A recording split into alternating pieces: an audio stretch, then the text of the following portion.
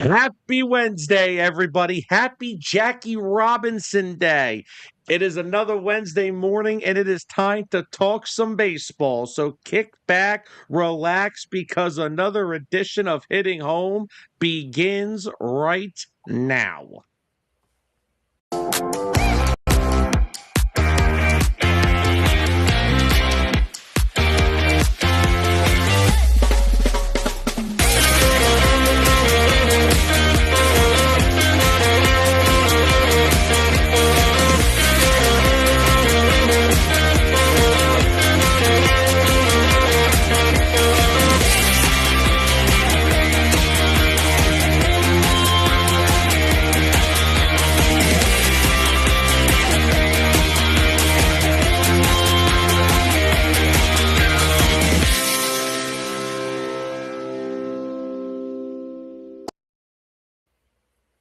Good morning, everyone, and welcome back into another edition of Hitting Home live here on 609 Sports Talk Radio, coming to you guys live this morning with all the latest and greatest around the world of baseball.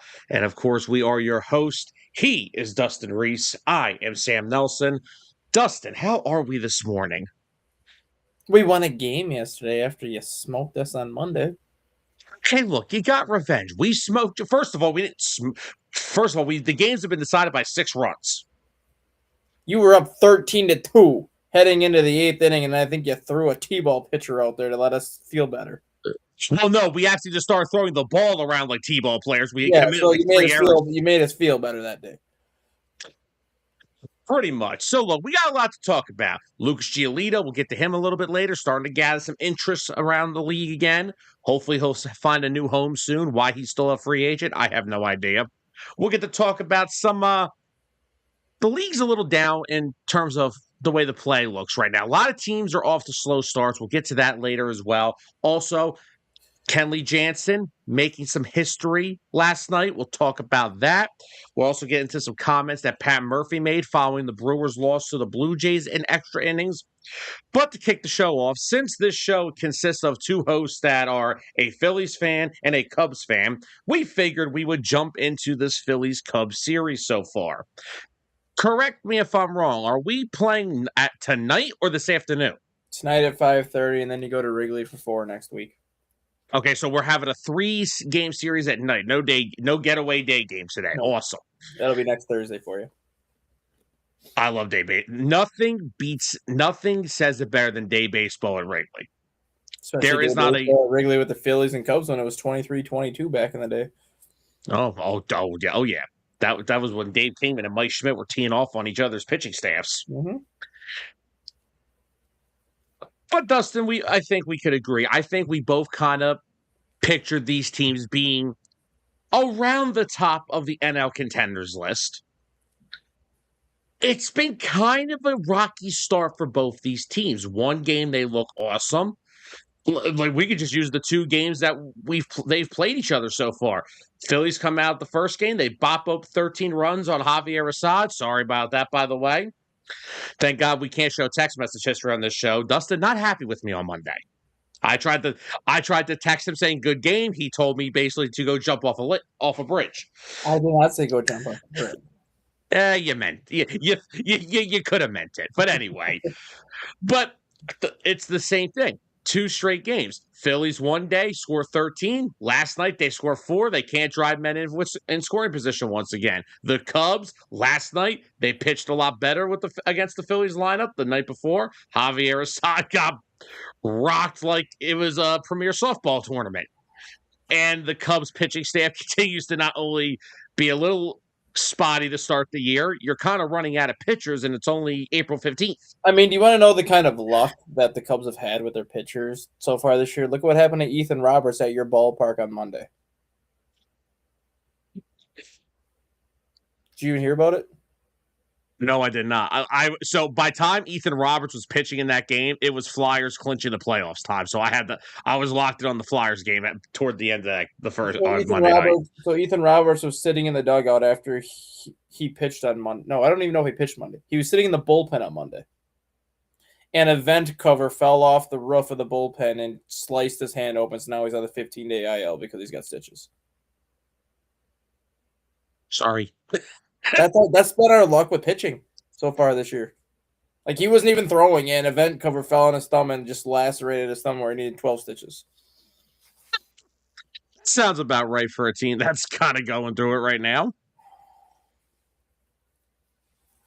But I mean, I guess But yeah, you look at the schedule or the stretch that the Cubs are on right now. They have probably the toughest 16-game stretch they're going to have all season. They get the Phillies for 7, they get the Mets for 3, then they get the Dodgers and the Padres right after they get the Phillies for the second time. So, like, this 16-game stretch, that, I mean, you're never going to win a division in April by any means because baseball is a long season. But you can certainly lose a division in April, or at least make things very difficult to win a division in April. And this 16-game stretch that the Cubs are in is going to go a long way to determining how they do the rest of the way.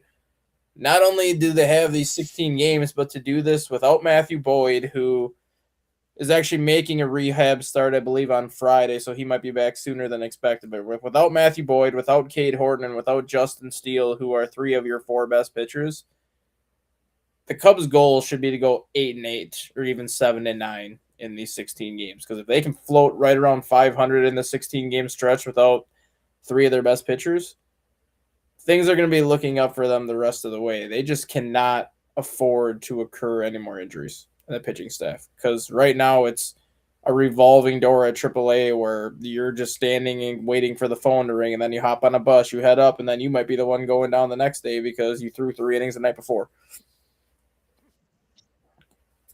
Yeah, I mean, the amount of injuries that the Cubs have sustained already, it's weird ones. Like you said, Roberts getting his hand sliced open by something that falls out of the bullpen. Like, welcome to, like, one of those years where the strangest things have happened and most likely will continue to happen.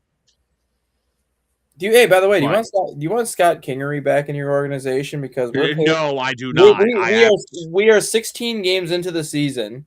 We're paying this guy $1 million to be like a bench option.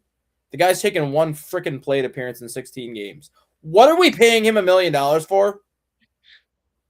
I will take I will take 1 plate appearance a month for $1,000.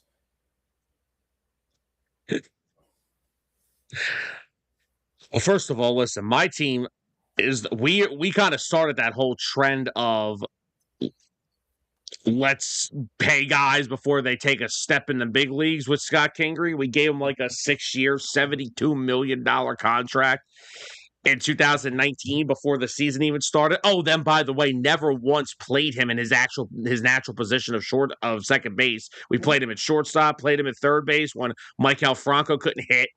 We played him in center field when Odubel Herrera became a jabron. It wasn't Scott Kingery is Scott Kingery. I mean, I don't mind him as a bench player. Like, he is a good bench player because he's versatile on defense. He's got some speed, but like, he needs more than 1 plate appearance a month. Like, if you're paying somebody $1 million to be a bench player, you need to get them a couple plate appearances a week. Like, he had his first plate appearance of the year, the first game of the series. That's like the Phillies with Dylan Moore. It's like, why am I watching Otto Kemp play left field when he clearly can't? Yeah, like, I would rather, if you're going to literally tell somebody that they're going to get 1 plate appearance basically every 2 weeks, I would rather have you call up a guy in the minors making $85,000 to do that too. And I'm not talking like a high-level prospect that needs the at-bats. I'm talking like a bench player in AAA that you're paying $85,000 to round out your roster. Like, I would take him to get 1 at-bat a month for a fraction of what Scott Kingery's making. Yeah, and Otto Kemp, as I was saying with Otto Kemp, he literally, I heard all offseason, we're not going to go out an outfield bat. We're high on Otto Kemp. We're high on Otto Kemp. Oh, he's going to be a great right-handed hitter for us. He hasn't had an at-bat since April the 8th. Yeah. Now, granted, it probably doesn't help that the fact that he can't play the field, because the Phillies love to put infielders in the outfield. They brought Rhys Hoskins up. He comes up the 1 year, has a tear of a month to start his rookie season. Then the following offseason, they sign Carlos Santana and move him to left field. Now, Otto Kemp, who already is not a great fielding infielder. He's not the greatest at third base. He's okay at first base. So let's put him out in left field. If your team consists of 2 to 3 positions out of platoons, you are probably not very deep. Right. And the thing that really irritates me with the Scott Kingery situation is we signed Dylan Carlson this past offseason to basically a minor league deal. It was a veterans minimum $810,000 minor league deal. And if he ended up making the majors out of spring, that would get turned into a guaranteed $2 million contract. He raked in spring training. Like, he earned his roster spot. So we gave Dylan Carlson one of the bench spots, called him up, or not called him up, but we added him to the roster, gave him one of the bench spots. So he's now getting $2 million guaranteed contract. He was on our major league roster for 11 games, never took a plate appearance, played in 2 innings, and then we cut him. I would rather have him than Scott Kingery for one, because the guy's a switch hitter, and he's got power, and he can play multiple outfield positions and DH. But, we don't give him plate appearance, so we cut him. Now we brought him back, and we sent him to Iowa, but he still has, I think, 3 days to decide if he's going to accept the assignment or try his luck somewhere else. But it's just like, you just wasted $3 million on a pair of bench players that have taken a total of 1 plate appearance in 16 games. I could have used that $3 million on another starting pitcher that'll actually give me innings. Well, hey, just give a couple more days or maybe a week. You may have one. And then last night, look, I understand the way baseball is right now. I get it's analytic driven, matchup driven, yada, yada, yada. There is eventually a time where you have to have a gut feeling of what you should do. Last night, the Phillies load the bases. Now, granted, there is a lefty on the mound. I get it. And Brandon Marsh is coming to the plate.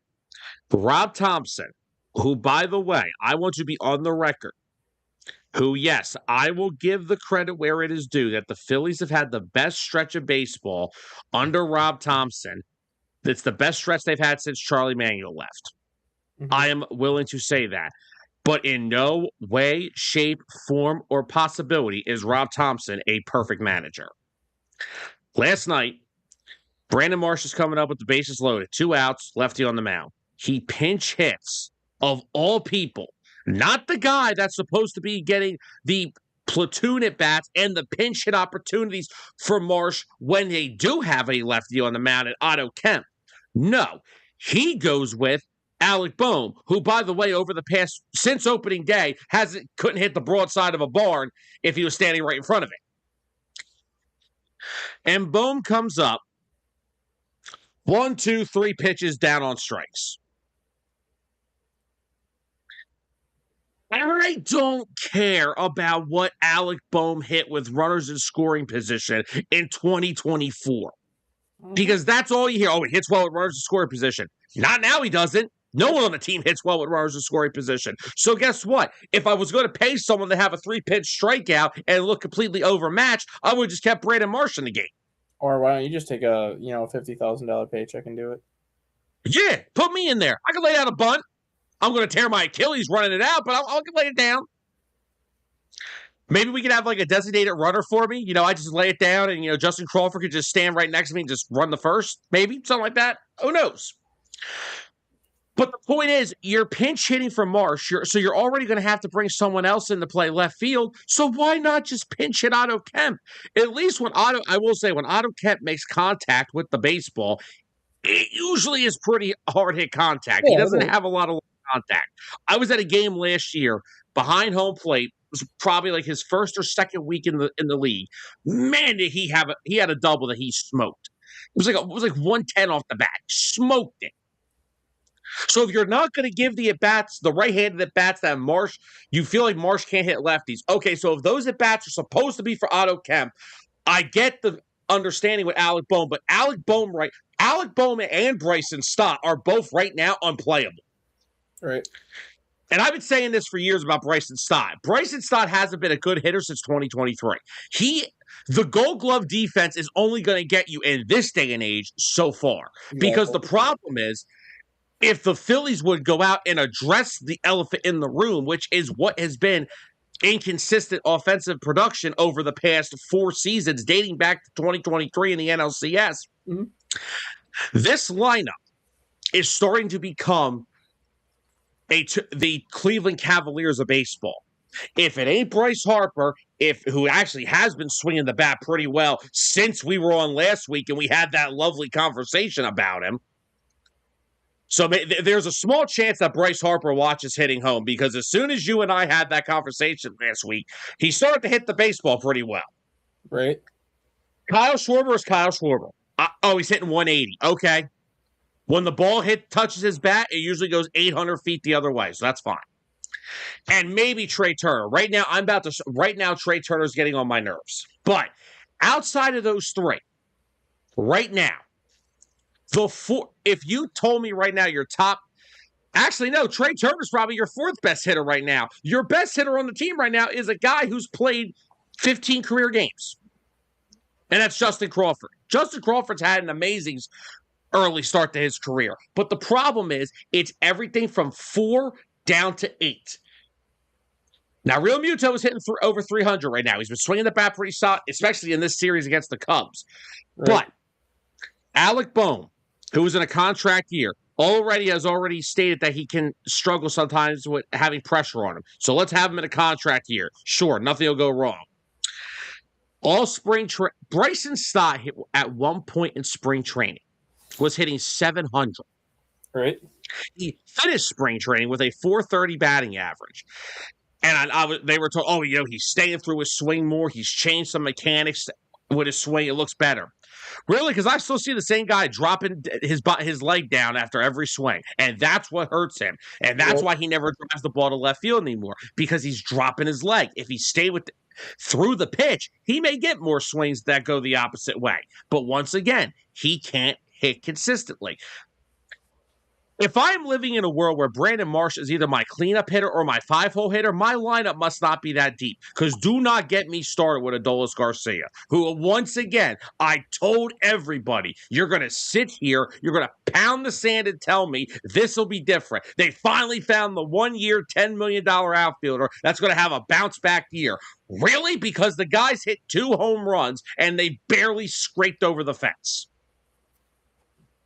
It's the same crap like it always is. They can't hit with men in scoring position. They don't have a consistent hitter outside of the top 3, outside of Justin Crawford, but he's hitting 9th. So basically, he's your leadoff hitter most nights, since Trey Turner hasn't made the trip from spring training just yet. But this is the most embarrassing thing. And this front office just did it again to us. The rotation's been solid. I know Luzardo's had a couple weird starts where 1 inning ruined the whole thing, especially against Arizona on Friday. He was dominating through 4, then the 5th inning started. Aaron Nola, he's had 2 decent starts and then 2 bad starts. Rangers game, bad start. It was freezing that day. I understand that. Last night. But even last night wasn't terrible. Only 3 of those runs were his. But the thing with last night, though, the Cubs made him work. Yes, and that's the problem with Aaron Nola now. Aaron Nola either has to go 1, 2, 3, or he's going to be hitting the showers, because getting out of jams with him, we've said this about Aaron Nola. When you don't throw hard, it's going to be hard to get out of a lot of jams. Even though his fastball velocity is up this year, though. It is, but the problem is, But that's the problem. His velocity being up is 93 to 94. That's still not we got guys throwing 100 for 5 innings. That's the thing. Aaron Nola relies so much on command and movement. I still have I don't care who it is against. I don't know why JT Realmuto and him continue to try to get somebody out with a high fastball. A 93-mile-an-hour fastball that's up at the waist with Aaron Nola, that might as well be 85. Right. I don't know why they try it. But yet when Johan Duran's in the 9th inning, they won't use it. And he throws 100 and he throws 103.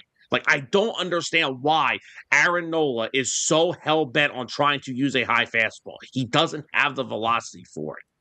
The one thing I will say about Aaron Nola this year that I like to see that he has kind of eliminated his cutter out of his repertoire because, oh my God, that pitch last year wasn't helping him.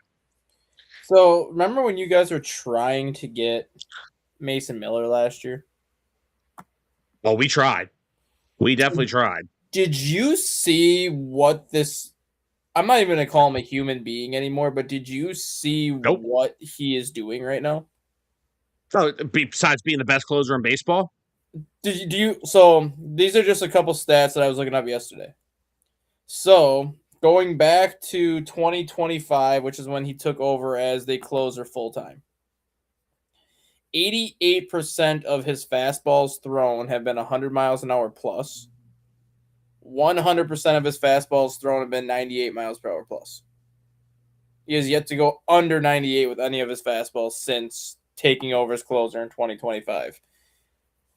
Since going to the San Diego Padres, he has a 59.6% strikeout rate and a 52.2% whiff rate on all of his pitches. And so far in 2026, he has struck out 19 of the 24 batters he has faced for a 79.2% strikeout rate, and he's only allowed 5 hits in the 32 games he's pitched for the Padres with 76 strikeouts. and so far this year, ERA of 0 with a whip of 0.24. He is the definition of a closer. I think we're at the definition of the ninth inning comes around. Can we just void it and go home? Like, I'm getting to the point now, like, it's too early. Batters are only hitting a 0.63 off of him, too, with a 0.63 slugging percentage. Yeah, good luck with that. Yeah. So I'm at the point now where it's too early in the year. But when we start getting to June and July, I think he's just going to be straight 2 inning saves the rest of the way. Wouldn't be surprised. I mean, we gave the team with the best pitching staff in baseball last year before Mason Miller. We gave them Mason Miller. Yeah, they already had the best bullpen in baseball before they got Mason Miller. So, yeah, add him to that mix. And now look at what you gave the Padres. You see, that's the thing. The Padres, I feel like the Phillies are trying to go off what the Padres do. They're just trying to build an elite level pitching staff, which honestly, outside of the past couple of days, I'm not really going to count Seth Johnson because he wasn't on the team the entire year. That was his only game he pitched on Monday. Right. And then, I mean, yesterday was just one of them days. Before yesterday, the Phillies bullpen had been really good. Yeah. And it still is really good. Like, the only guy that gets on my nerves is Jose Alvarado, which Philly fans, I don't know why Philly fans overrate this guy so much. The guy's had an ERA of 3.8 or higher almost every year in Philly. The only year he was really productive, his ERA was 1.74, and that's when he got busted for PEDs the first time. Mm-hmm. But since coming back last year from his suspension, his ERA is over 7. Tim Meza has outpitched him. Now, Meza had a rough day yesterday, but before that, he didn't allow an earned run in 10 innings. So he's actually pitched pretty well. Tanner Banks, he's off to an okay start. Last night was rough. Brad Keller's ERA may look bad. He has had some very weird stuff. He was first off, National Series. He's a foot away from a scoreless 7th inning, and somehow the instant replay called Abrams the guy saved, and Abrams takes him deep. So that's how 3 of his runs got given up. And then the other day, 2 outs on 7 pitches, then couldn't find the strike zone enough to get the 3rd out till a run scored. But the bullpen's been solid so far. The rotation, it's been kind of up and down. Like I said, Nola, good start in Colorado, bad start against the Rangers, bad start last night. San Francisco, I know he allowed the 3-run home run to Devers, but if you told me that Aaron Nola put you in a position to win a game because he only allowed he threw 1 bad pitch the whole game, which ironically was a high fastball again, I would have told you should have won that game. But when your offense doesn't score a run and only has like 4 hits throughout the game, what do you expect them to do? Right. And I mean, Sanchez, he's been okay. He had a really good first start. The next two were kind of weird. Even the other night against the Cubs, he had 3 walks. His command's been a little off lately, but his command doesn't go off as in he's walking 4 to 5 guys. He just has a hard time sometimes when he gets the 2 strikes, putting some hitters away. And then he tries to get too happy with his changeup and he throws too many of them and ends up bouncing a few too many. And that's how he ends up walking a few. But he's pitched fine. Zach Wheeler should be back by next week. Had a really good rehab start last night in Somerset. 6 strikeouts, no walks. Faced the minimum through 4 innings. He looked really good. Mm-hmm. And I'm trying to think, who else am I missing? Painter. I mean, he's had 2 pretty good starts. I know Sunday he didn't technically start the game. He got scratched with a migraine. Then he came out of the bullpen into the 3rd inning, but pitched 5 innings, allowed 1 hit, 1 run, struck out 7. So he's had 2 good starts. Not so great in San Francisco, but again, San Francisco to the Phillies is the house of horrors. And Taijuan house of horrors to a lot of teams.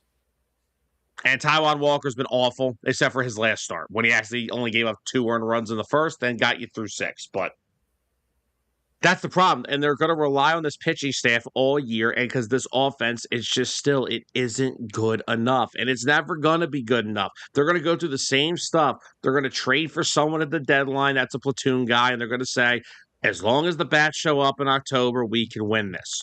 No, you can't. You've done the same thing every year.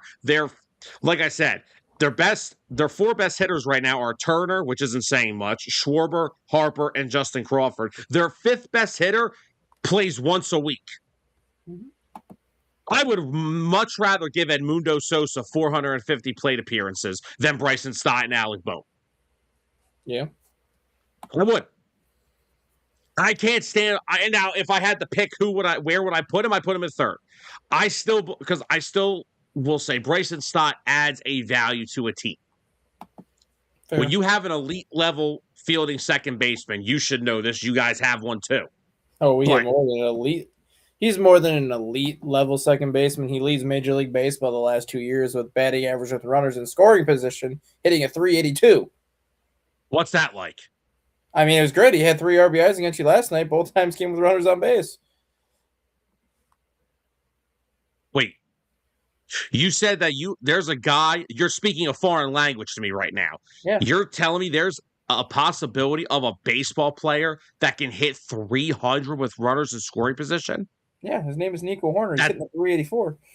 He doesn't strike out on 3 pitches with the bases loaded? No. Wait, can he drive guys in with 2 outs? Oh, all the time. What's that like, man? I mean, he got a $140 million extension for a reason. Why? I never knew you were allowed to hit with men on base. I thought you weren't allowed to do that. Nope, he apparently is. But no, with the way this season, and people could tell me I'm overreacting 2 weeks into the season. It's not overreacting when it's the same thing for 4 years, and it's not changing. They don't hit with men on base. Their power is going down because they don't have much power to begin with. They continue to try to roll out 1-year outfielders that have stunk. Whit Merrifield, Austin Hayes, Max Kepler, now Adolis Garcia. It's the same crap. And the guys who were supposed to be building blocks to the future are no longer building blocks because now they're both 28 years old and they haven't improved a bit. Like I said, you can keep me with Bryson Stott. If Bryson Stott's batting anywhere between 7 and 9, that's fine. He's an elite second baseman. But I would much rather just have Edmundo Sosa play third base every day because Alec Bohm drives me nuts. And I've never been a Bohm guy. I tried to be, but I've never been. I've never seen a guy that's 6'5" playing a corner position on a baseball field that A, is this much of a head case, and B, has no power. Like, guys, can we introduce him to a McDonald's? I mean, you saw him firsthand last night because I don't think he played. Oh, yeah, he did play. He came in as a pinch hitter in the first game. Moises Ballesteros is going to be a dude. Oh, yeah.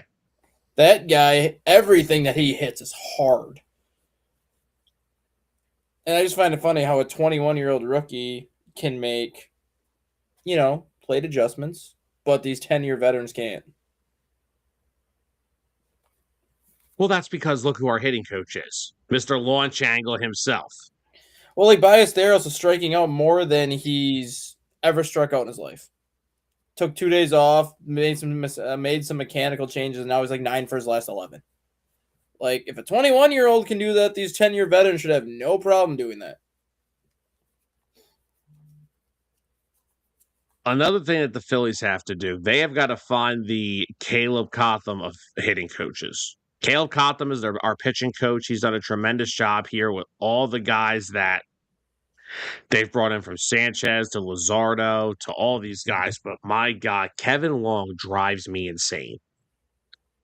It is the same boom or bust approach every single night. If we hit 4 homers, we're probably going to win. But if we don't hit 4 homers, we're probably going to lose. Like, this is the thing. You'll see the Phillies have like one game a month where they will put together an inning. Actually, they just did it the other day against Arizona, I believe. Now, they lost the game, yes. But here's how it went. Crawford doubled, Turner homered, Schwarber doubled, Harper doubled, Marsh singled. They will have that inning once a month that they'll put together an inning where they will just have 7 straight hits, and that maybe one of them will leave the ballpark. But they'll string together so many hits and they'll score 5 runs. Mm-hmm. But then, after that one inning, the next 45 innings, they're all solo home runs because that's all they know how to do. They try, like Trey Turner. This guy drives me insane.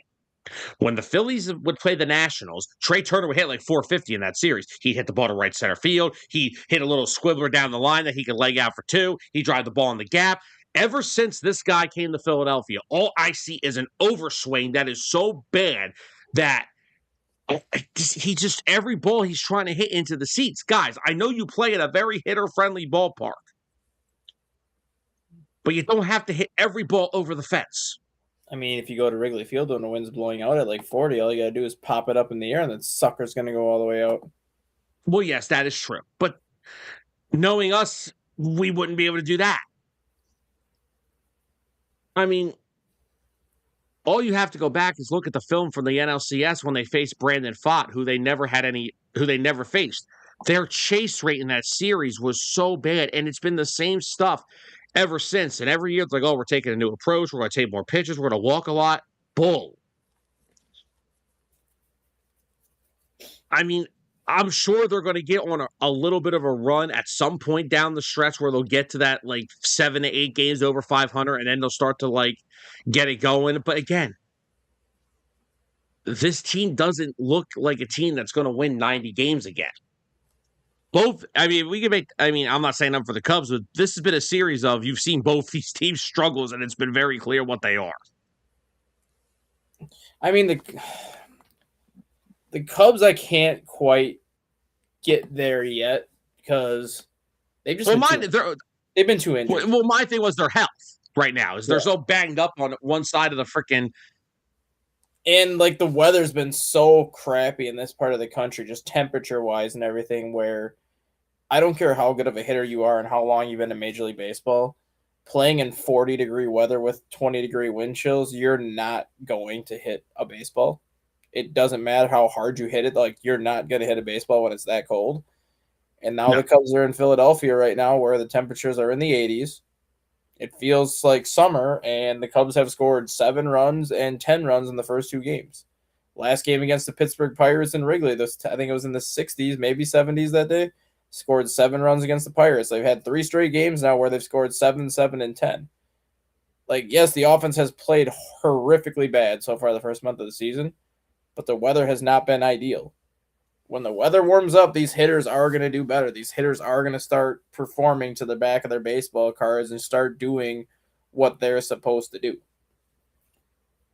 Like everyone's been saying, Pete Crow Armstrong is off to such a horrible start. Well, he is off to a horrible start. He's hitting 203. Michael Busch sitting, I think, a 145 and broke 0 for 30 slump the other day. Like, both of those guys are doing really bad because the Cubs have actually faced more left-handed pitchers than right-handed pitchers so far. Pete Crow Armstrong and Michael Busch are lefties. Like, they're not going to hit the ball as good against lefties as they are against righties. So if they're seeing more left-handed pitching right now, yeah, they are going to be in a down part of their season. But when they get a stretch of maybe facing 8, 9, 10 righties in a row, Michael Busch and PCA are going to hit.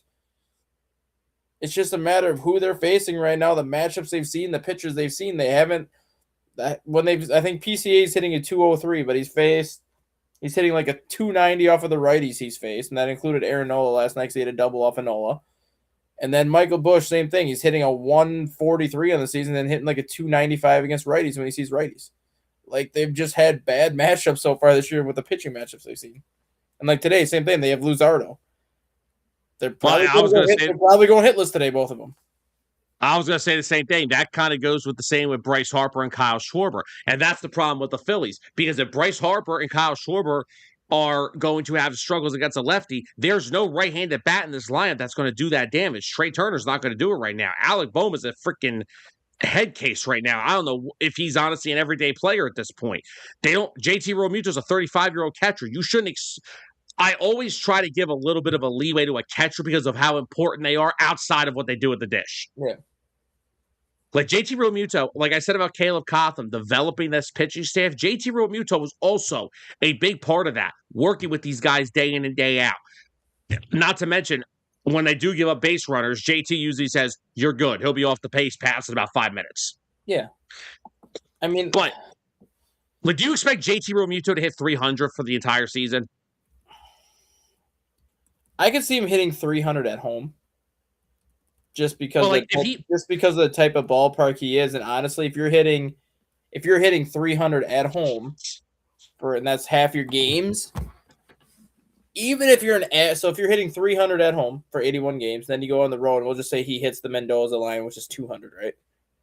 That's 250 average for the season, which that's respectable enough in today's baseball world. But if that was 10, 15 years ago, 250 would be horrible. But if he's like hitting 300 at home over 81 games or however many games he plays at home, and even if he goes on the road and he's only hitting like a 220, 230, he's still going to finish with an average in the 260, 270 range. So, like, that's still a very solid average across the board. Yeah, like, I would take that. But guess what? If the guy ends up going through slumps again because he is 35, when you hit that 35 mark, the bat speed does decline a little bit. Yeah. But that's even if JT for the entire year hits 240. I'm not even going to get upset with him because the guy's commanding a pitching staff. He's still one of the best catchers behind the dish, calls a good game, good with throwing out base runners. I'm not going to get upset with him. No, not at all. But again, well, my two lefty hitters are going through issues with left-handed pitching, which, you said today you have Luzardo. You're throwing me Shoto Imanaga. So guess what? We're going to have a 2-1 ball game tonight because ain't nobody. No, it won't be. It'll be higher than that. Imanaga will give up a homer or two. He's prone for that. To who? Oh, he'll give one up to Schwarber. I can guarantee you. He'll give Schwarber a hanging changeup, and Schwarber will hit it to Pittsburgh. Schwarber did have a good numbers last year. I think he hit like 24 home runs last year against left-handed pitching. Yeah, well, Imanaga will give Schwarber a hanging changeup, and he'll hit it to Pittsburgh. Maybe a little oppo shot to left field. No, he'll pull it. He'll hit it to Pittsburgh. It'll land right on the NFL draft stage. It's gonna arrive just in time for Mendoza to. Oh wait, Mendoza's not attending the draft. Never mind. No. Damn. Who's getting taken number 2 overall? Knock them out. I don't even know. I've heard like 20 names for number 2 overall. Honestly, David Bailey, Arvel Reese. Yeah, I'll get into the draft stuff next week. But yeah, again, I think these are just two teams that right now are going through their struggles. The Cubs' offense hasn't been consistent. Neither has the Phillies. But, some good signs over the past couple of days. Like, Schwarber had 2 homers the other day for us. Horner had a big night last night for you guys. Alex Bregman had a good night last night. Because that's the thing. Alex Bregman, that's why I always wanted Alex Bregman on the Phillies. Alex Bregman can be a cleanup hitter for 2 reasons. He doesn't have to rely on hitting for power. He can hit you 18 home runs. But he's also going to drive you in. But he will still... Exactly. He will still drive in 80 to 100 runs without hitting for a lot of power. Because I know he had that one big year where he hit the 40 home runs in Houston. I think any right-handed hitter is going to hit 40 in Houston with the Crawford boxes. I mean, look at Isaac Paredes last year. Isaac Paredes had 29 home runs last year in Houston when the guy's only had one season, I think, over 18 in his career, and 23 of them were to the pull side in Houston because they have the short fence. Yeah, but I'm not trying to say like Alex Bregman, he lived off the Crawford boxes. The guy literally just can hit. Yeah. He's got a short, impactful swing that he will drive in runs no matter what his power numbers are. You put Nico Horner at Houston, he's hitting 20 home runs. And this is a guy that typically hits 8 to 10 home runs a year, typically. But you put him in Houston, he's hitting 20 home runs because 315-foot fence. Nico Horner can hit the ball 315 feet. I would love to say about that about Alec Bohm, but I question sometimes if he can hit the ball 20 feet. Like I said, Alec Bohm a couple years ago had 2 really good back-to-back years. Drove in 95 plus, was hitting the ball the other way, was actually playing pretty well. Got better every year defensively after the 2022 incident when he had the 3 errors and the camera caught him saying that he hates this place. And look, we embraced that. We gave him a standing ovation for that. He got better as a fielder, as a hitter, as a player, but it's like, dude, eventually, someone is going to have to come to the realization that he is not a cleanup hitter. Right. Because clearly the front office hasn't done it. And that's the other issue. That's the one thing I do defend Rob Thompson for. Everyone says, oh, Topper's not a good manager. Look at the lineups he throws out. Look what Dave Dombrowski gives him. Dave Dombrowski is still trying to convince himself that Alec Bohm could be a cleanup hitter. What do you want Rob Thompson to do? Yeah. Like, Rob Thompson, here's the thing that people don't understand. I understand people think Thompson has all this control. Rob Thompson can manage the team that is given to him in spring training. And they thought that their big fix to the lineup was getting rid of Nick Castellanos, which, by the way, should have happened, and signing Adolis Garcia. That's what they thought was going to fix the entire lineup. They think that they're going to find a way to get 2023 Adolis back, and he's going to hit 45 home runs, driving 112 runs. I hate to break it to you. To do that, you have to make contact with the ball, which he hasn't done much so far. Now, don't get me wrong. Defensively, he's a much better outfielder than Nick Castellanos. He gets to a lot more balls that Nick Castellanos couldn't. I mean, hell, go ask Nico Horner last night trying to go first to third on the guy. That actually looked pretty bad, too. I thought he actually hurt his arm or his shoulder on that. I thought he hurt with the way he was I thought he hurt his leg because he wouldn't get up. I'm like, oh, no. Joe, trust me, if that would have happened, you wouldn't have had me on the show today. I would have been in hiding if he would have been hurt. Horner would have got hurt. Cubs would have lost 2 out of 3 to the Phillies. We would not be having this show right now. I would have needed way more moral support on that. But yeah, right now, like I said, it's 2 teams that are just, we think will be amongst the top of the contenders in the National League. They're just going through inconsistent stages. I have more hopes, though, for the Cubs to figure out their inconsistencies than the Phillies because I'm sick and tired of the Phillies' inconsistencies being the same inconsistencies. Yeah, and I mean, we might as well just go right into that right away then. Hit it. If you look at the standings across baseball right now, though, apart from the Dodgers and the Padres, everybody else is separated by like 2 games. Like whether it's 2 games above 500, 2 games under 500, or right at like 500. Like you look at the American League right now. The Minnesota Twins and Cleveland Guardians are the 2 best teams in the American League right now. Twins are 11-7, Guardians are 9-8. And then you have the Tampa Bay Rays at 9-7. Otherwise, everyone's like 9-8, 9-9, 8-9, 7-9. Texas is 9-8. The Athletics are 9-8. The Angels are 9-9. Houston 7-11. National League, you have the Braves at 11-7. Pirates and Reds are both 10-7. Dodgers 13-4. Padres 11-6. But then the Diamondbacks 10-8. Everybody else in the NL Central 8-8, 9-8, 8-9. Phillies are 8-9. Nationals are 8-9. Mets are 7-11. Like the play across the baseball world right now has not been that impressive, honestly. No, it hasn't. There's been a lot of inconsistencies with a lot of these teams. And I know a lot of that has to do with obviously like the early season struggles and things like that, which I do understand. Like you are going to have your ups and downs this time of year without question. But I'm not saying there's a lot more parity in this league because I don't expect teams like the Pirates to be where they are right now all year. Like eventually I think the Pirates are going to fade, even though they actually are a much better team this year than what they have been in the past. But they have been. Twins are not staying in first place all year. Like that is one of the worst rosters in baseball, and they're sitting at 11-7 right now. And the big reason why right now why they're able to be in first place has been, again, what we brought this up last week. Pitching has dominated the game so far this year. Taj Bradley has pitched really well. Joe Ryan has pitched pretty solid. Mick Abel last night had a really good game. So, I mean, that's the Twins' selling point right now. Hey, we're going to suck, but at least our starting rotation's pretty decent. And like a lot of times too, and it happens every year. And it happened with the Pirates last year too. I think the Pirates were like 18-12 or 18-11 through like 30 games last year. You have all these teams like the Phillies, the Cubs, with all these massively high expectations. Then you have teams like the Marlins, the Pirates, the Twins, the Athletics. We'll throw the White Sox in there. Like all these teams that typically, or not typically, but right now don't have a ton of expectations because they're expected to be horrible. Those are the teams that actually scare me the most when the season starts because they have nothing to lose. Like they're going in there with such low expectations where it's like, oh, we won 75 games this year. We exceeded where we were supposed to be versus the Phillies win 75 games. Everybody and their mother's going to get fired. So, like, that's why teams like the Pirates right now are where they are. The Twins right now are where they are. The Nationals are where they are. Like, they don't have these high expectations, so they're going out there playing with that mindset. We have nothing to lose. We're going to just go out there and play baseball. And right now, that's why those teams are winning because they're just going out there playing baseball. They don't have the pressure that everybody else does. Yeah.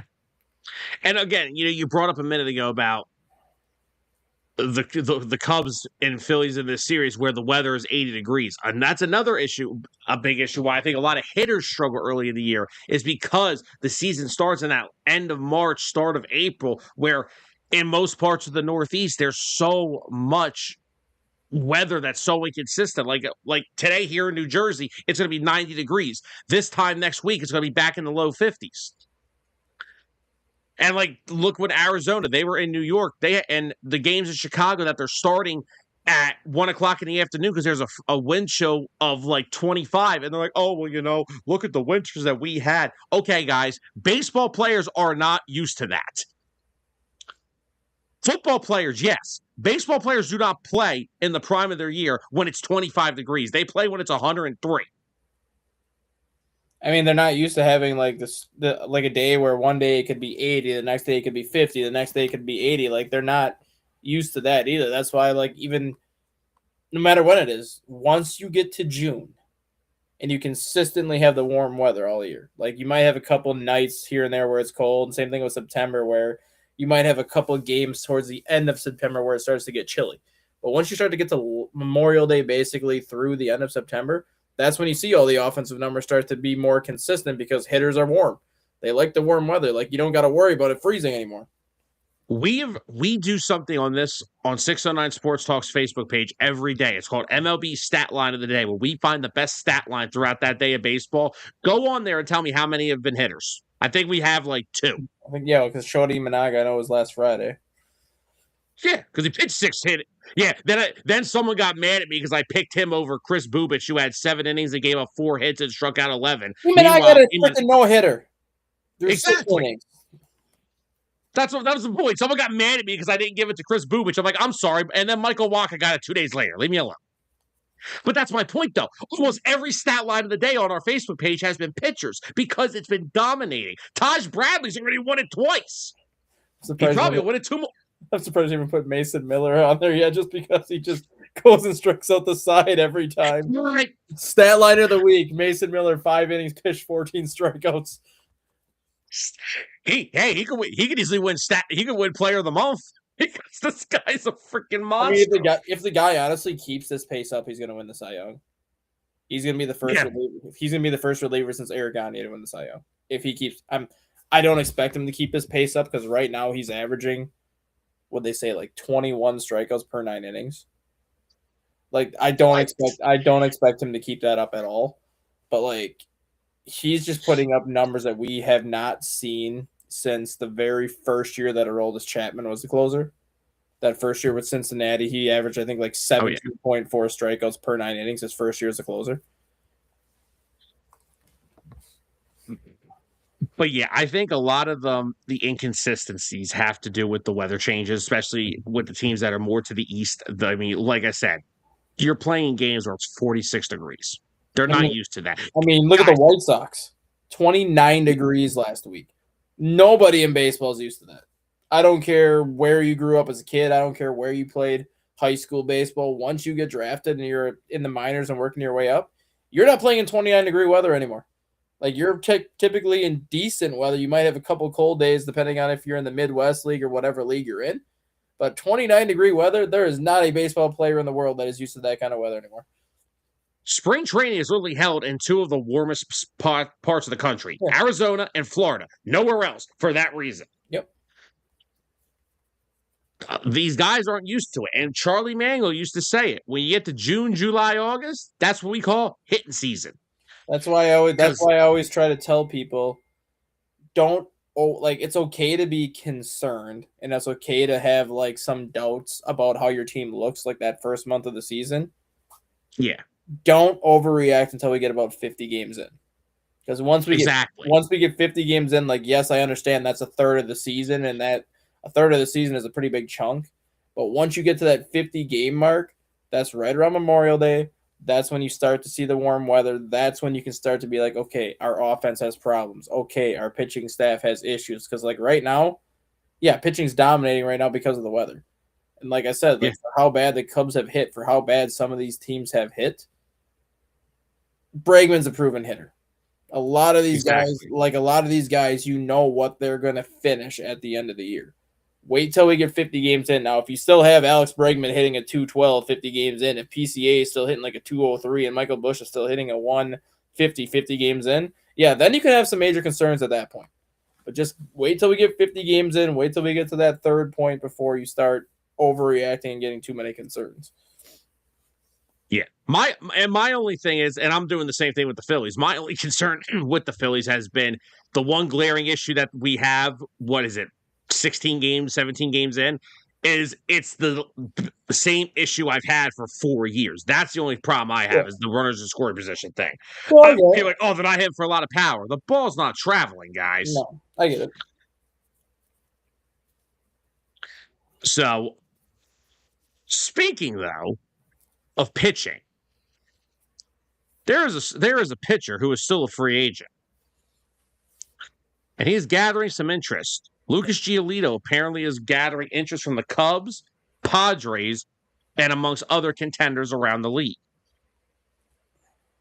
Where do we think the best landing spot for Giolito would be at this point? I mean, you have to say the Cubs because of their rotation issues. Do they have any left?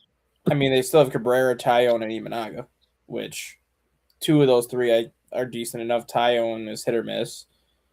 Steele comes back. Boyd comes back in about a week. So that would make your rotation full. But you look at that point then. Steele's coming back from Tommy John. You know he's going to be on an innings limit. Matthew Boyd has had the injury history his entire career. Through the most innings he's ever thrown last year, now he's been hurt already this year. They're going to monitor him now the rest of the year to see if he needs kind of some starts here and there off where he just needs a little bit more time to recover.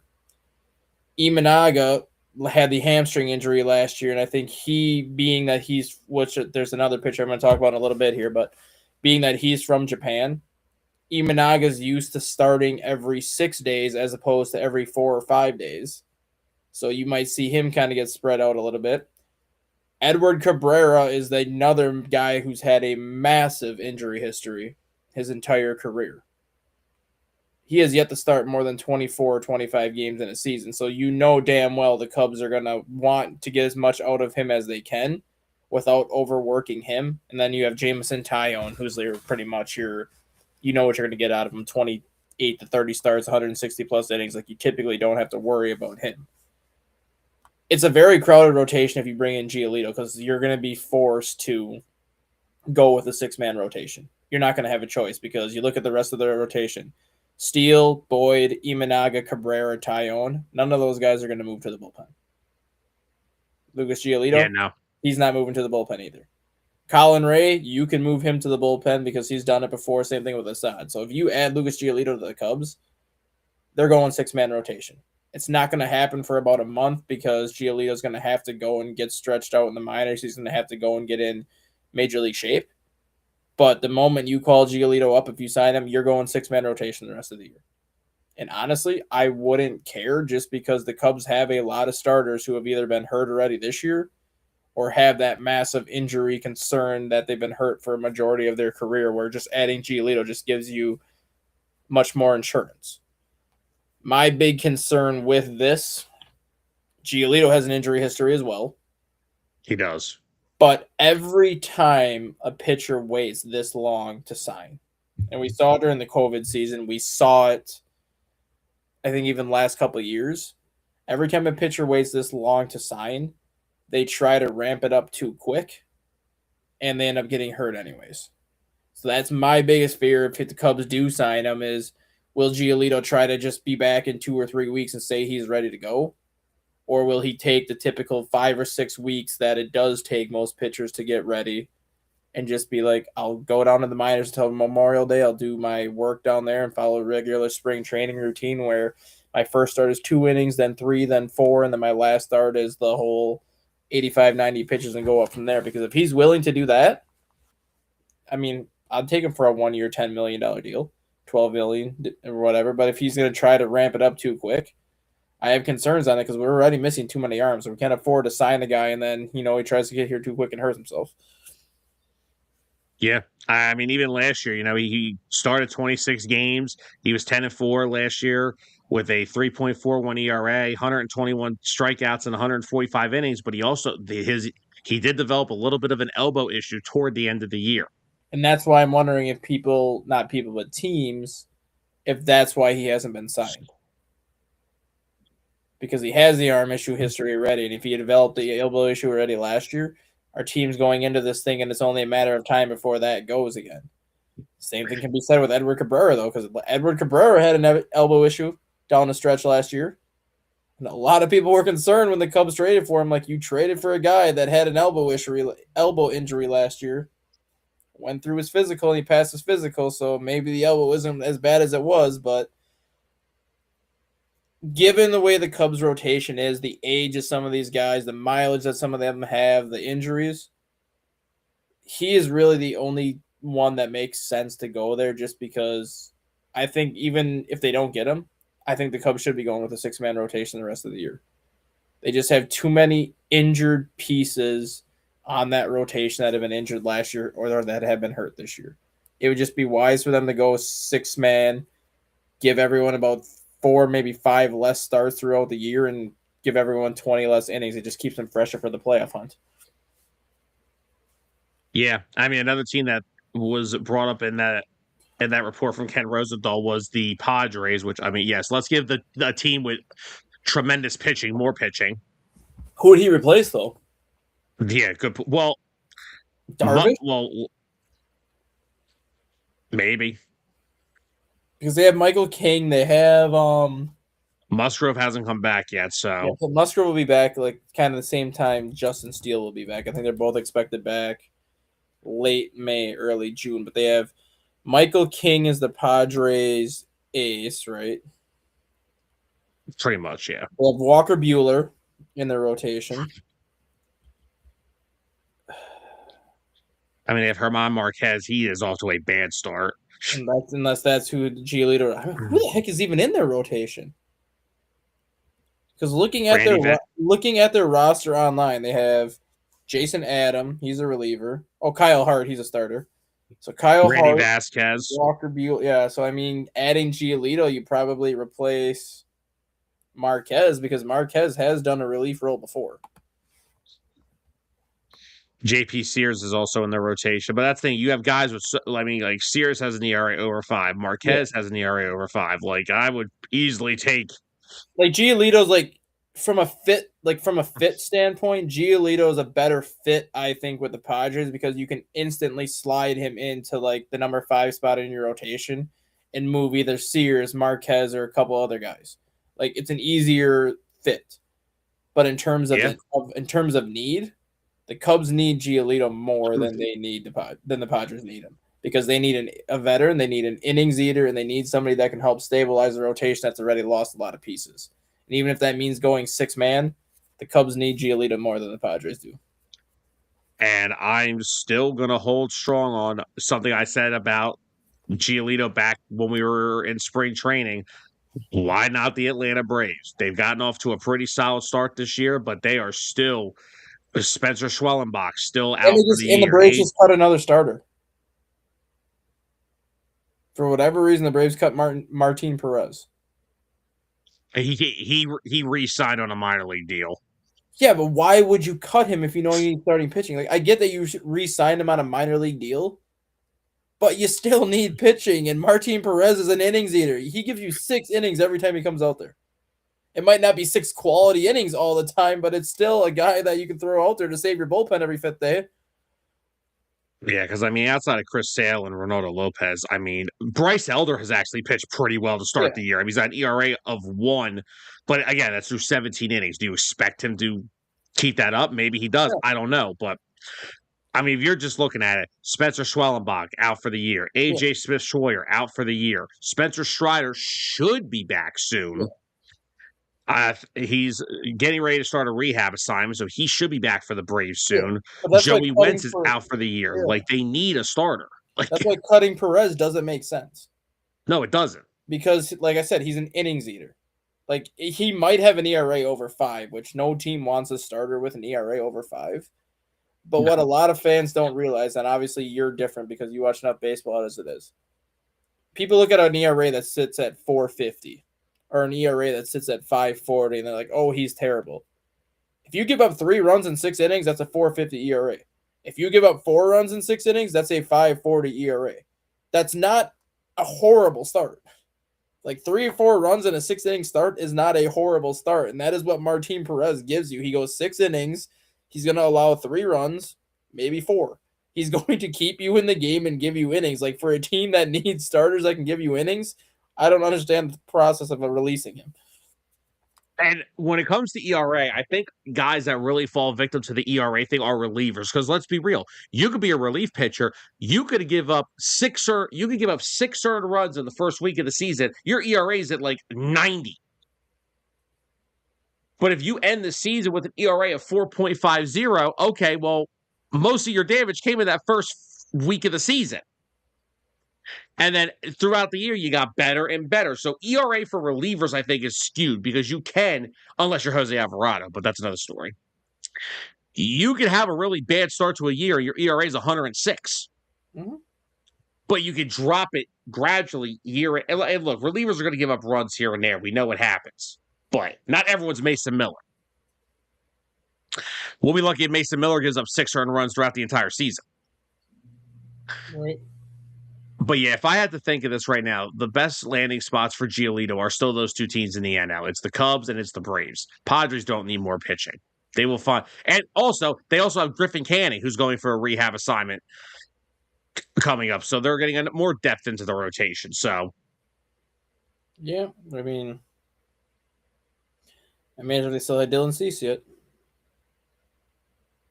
Yeah, I was saying, they let Dylan Cease walk for a reason. Like, they were confident in the rotation depth that they had. But the Padres, they're another team. They don't really sign back a lot of guys when they acquire them. Like, they'll go out and get Manny and Tatis, but since then, who have they really, of marquee value, who have they really brought in? They've been kind of doing what the Brewers have been doing, too. They've been kind of going with a bunch, not as bad, but... I mean... Michael King they brought in. King was in the they brought King in the Soto trade. I mean, they got Darvish. They brought him in, even though he's been there forever, but they still brought Darvish in. Musgrove they traded for, they brought him in. Hart they got from Korea last year, but Hart was one of the best pitchers in Korea for 2 years, and they brought him in. So I mean, they have brought in a lot of arms in. And it's not like the Brewers approach where it's flyer type deals. The Padres have at least brought in guys that have a proven track record. Michael King was really the only one that was a flyer deal because he was initially a reliever with the Yankees. And then they made him a starter. Like, he was really the only one that they brought in that was kind of like that flyer deal where it's like, well, you have the stuff to be a starter. So we're going to try you as a starter and see what happens. I'm not even going off in terms of their pitching. I'm going also mostly with their lineup. Since they brought in Manny, I mean, Bogart, who else have they? Bogarts. Okay. I mean, he's proven you. They went and got Bogarts. I got to pull up the roster again. I don't watch enough of the Padres unless they're playing the Cubs, just because I don't stay. Yeah, I got you right here. Here's their infielders on their roster: Bogarts, Cronenworth, Ty France, Machado, and then outfielders you got Miguel Andujar, Castellanos, Bryce Johnson, Ramon Liriano, Jackson Merrill, Gavin Sheets. There's a reclamation project. Right. Guy had a banger year last year I for mean, them, and then, of course Tatis. I'd say the only reclamation projects are probably Ty France, because the guy was always like a left-handed specialist at home plate where he would crush lefties but couldn't hit a lick versus righties, but he's always had that 20-25 home run power. And then Gavin Sheets, because Gavin Sheets was a top prospect in the White Sox system and had 1 or 2 good years with the White Sox, but then fell off the face of the earth. But otherwise, Bogarts, massive free agent signing. Machado, massive free agent signing. Cronenworth was a Padres prospect for years that they brought up, traded him, and then brought him back. So he's been in the organization. And Duhar, a minor league signing, or not a minor league signing, but a free agent signing this year, and he was one of the top free agent bats left when they got him. Castellanos, they traded for him. Liriano, they traded for him. Tatis was theirs to begin with, and the same thing with Jackson Merrill. They drafted him. By the way, Miguel Andujar crushes left-handed pitching. Yeah, fucking 371 hitter last year against lefties. I mean, he's hitting 297 this to start the year entirely right now. That's not even about just left-handed pitching. Like he just Miguel Andujar. I mean, this is a guy that we thought was going to be a freaking monster with the Yankees after his first full year there. Then he went and completely fell off a cliff. Spent a couple years at Pittsburgh, did okay. Then he went to what was then Oakland, and had some really solid years. Then he got traded last year to the Reds, crushed it, and now he's with the Padres. This guy's kind of turned into a very solid platoon player. Only the Phillies knew what a real platoon looked like, and not just brought up guys that they thought were going to hit. Mm-hmm. But yeah, no, definitely. Speaking of the Brewers, you brought up something you wanted to bring up with them. I did. What do we got? So, for the longest time, not only me, not only you, but MLB experts have kind of said eventually the luck that the Brewers have had is going to run out. So, like, you have all these experts that keep picking the Brewers to finish third in the division. Some pick them fourth, some pick them like second place or whatever, because they're all expecting the Brewers' luck to run out. Because you look at the free agent signings they've made the last couple of years and the trades they've made. They traded for Andrew Vaughn last year, a guy who was hitting a 172 with the White Sox and couldn't even stay on the White Sox roster. Goes to Milwaukee, and all of a sudden he looks like an MVP. Like, can you expect Andrew Vaughn to do that again? I don't know. Gary Sanchez. Gary Sanchez had a couple good years with the Yankees, but then the guy could barely hit 200, and he had a couple years where he couldn't hit 200, and then he kind of bounced around the league. Goes to the Brewers in 2023, hits a 274 and starts looking like the Gary Sanchez of the Yankees again. Leaves the Brewers in 2024 and 2025, can hit, comes back to Milwaukee this year. Is he going to start hitting again, or is he going to be like the guy he was pretty much the last 5-6 years? Christian Yelich. Brewers traded for Christian Yelich. He was a solid player with the Marlins. Not an MVP player like he's been since he's come to the Brewers. But now kind of Yelich is going back into his old injury ways where he can't stay healthy. And then you got the pitching. They had Burns, Woodruff, and Burns, Woodruff, and Freddie Peralta. Like, they had one of the top 3 starting staffs in baseball. Burns got traded and then signed with Arizona last year. So he's been gone out for a couple of years. Freddie Peralta is with the Mets this year. And Brandon Woodruff has kind of dealt with injuries the last 3 years. But despite those guys all being out or gone, the Brewers keep replacing them with either minor league players, reclamation projects, or whatever, like Quinn Priester, a Rule 5 pick that nobody wanted. The guy goes 12-1 as a freaking rookie last year. Like, eventually you knew this thought process by the Brewers was going to backfire on them. And I think we're starting to see it a little bit right now. The team is 8-8. Yes, we're still early. They've lost 5 games in a row. But they're injured. No Yelich, no Jackson Chourio. Some of the guys like Caleb Durbin, who was in the Rookie of the Year running last year, a couple other players who were very key cogs to their team last year, Reese Hoskins, all these guys, not with the team this year. You don't have Freddie Peralta. You don't have the other pitcher, Tobias Myers, that you let Peralta go with the Mets to. Don't have Devin Williams in the bullpen anymore. Trevor McGill, who saved 30 games for you last year, is off to a hideous start this year. A lot of people are wondering if he can even do what he did last year out of the bullpen.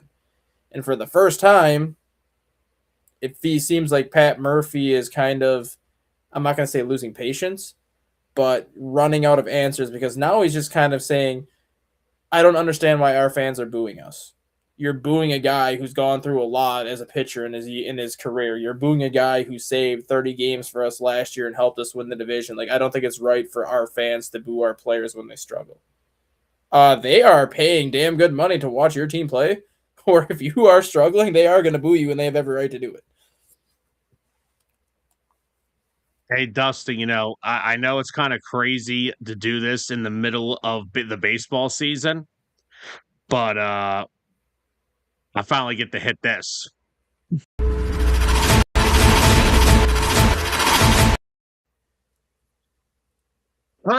Jeff Passan. Shortstop Kevin McGonigal and the Detroit Tigers are in agreement on an 8-year, $150 million contract extension. Tigers lock up their 21-year-old into the next decade. Jesus. Oh, I'm so happy I got to hit that finally on the show. So Kevin McGonigal gets the big money extension from the Tigers. So that's McGonigal. Connor Griffin just got his last week. So, and we've talked about this now for a couple of weeks. I think this year especially, I think you're going to start to see a lot of these types of contracts because of the impending CBA, where a lot of these teams now, Paul Skeens, I think will be the one that does not happen, because that guy is going to get $50 million when he's ready to get paid. Like, it would be foolish for him to sign any sort of an extension right now. It would be foolish for him to do that.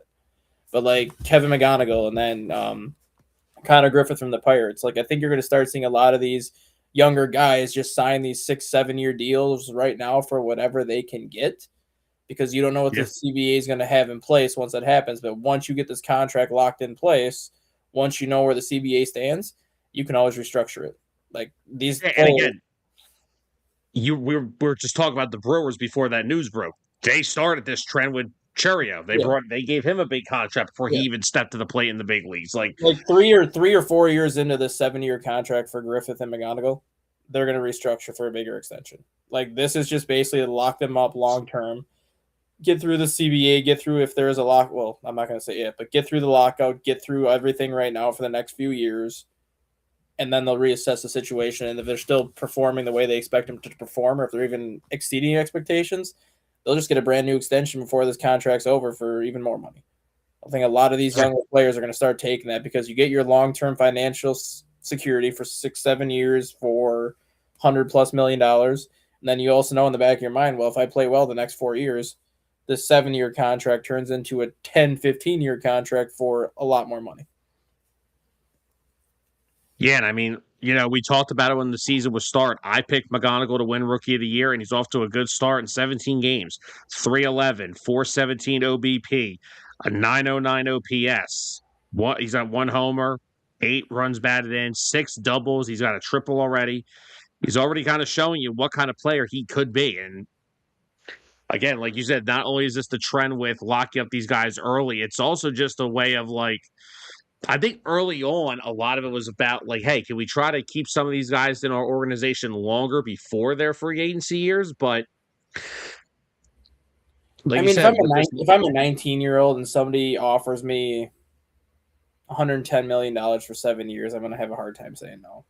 Yeah. When I worked this hard to get to this point. Even if I know that I can make more money probably in 4 or 5 years when I get to be 24 years old, like even if I know that I can probably get almost $300 million at that point, If I'm just out of high school and I've worked that hard and someone's like, well, I'll give you 7 years, $110 million, it's very hard for me to say no and be like, it's only like $16 million a year. I think I should get 20, but I think I can make $16 million work. I think I I'm can find tw- it. I think I can find a financial advisor to help me, make 16 million a year work. I'm 29 years old. If you offer me $110, I'd be happy right now. Well, I know that, but I'm just saying, like in general though, like if someone came up to me, if I have an agent, right, and my agent Okay. says, if you hold out for maybe 5 years, you can get 35 to $40 million a year. Okay, I'll probably listen to my agent and be like, okay, I'll just play and see what happens. But if like a couple months later, like the team comes up to me with like a contract of 7 years for 18 to $20 million a year, I'm probably not listening to my agent at that point because that is a lot of money to say no to, especially with the way baseball works, where if you ever get hurt after that contract is presented to you and you don't sign it, and you never get back to the level that you expected to be, you just screwed yourself out of hundreds of $1,000,000. Versus if you sign that contract, regardless what happens to you after you sign that contract, you're guaranteed to get that $110 million. You might not get a big deal after that because your play kind of dictates that. But even if you sign that $110 million contract and you get hurt, that $110 million is yours. If you don't sign that $110 million contract and you get hurt, you might only play another 4 or 5 years, and now you're only making $4 million, $5 million as opposed to what you could have made as you signed that deal. That is true. Like Ronald Acuna, as bad as that decision looks for him, like the contract that he signed with the Braves, that 10-year, $120 million contract, whatever it was. Uh-huh. If he could have it, if he could take it all back, he would not have signed that deal. But at the same time, he is lucky he signed that deal because of the ACL injuries. Because Yeah. he does not take that contract, he's probably not going to get a $25 to $30 million a year contract. And I mean, chances are he's still not going to get it, but he's probably not getting a deal as good as he got if he does not take the contract when he did and then gets hurt a couple years later. Clayton Phillies said, unless your agent Scott Boras. Well, I don't even care about agent Scott Boras. Like, if I'm a 19-year-old, I don't think there's anybody even that young that has Boras as an agent. Scott Boras is trying to get Bryce Harper a contract extension when he's got 8 years left on his deal. Yeah, you look at Scott Boras' clients though. You mean some of the few that have fired him in the past few years? I don't think anybody's young though.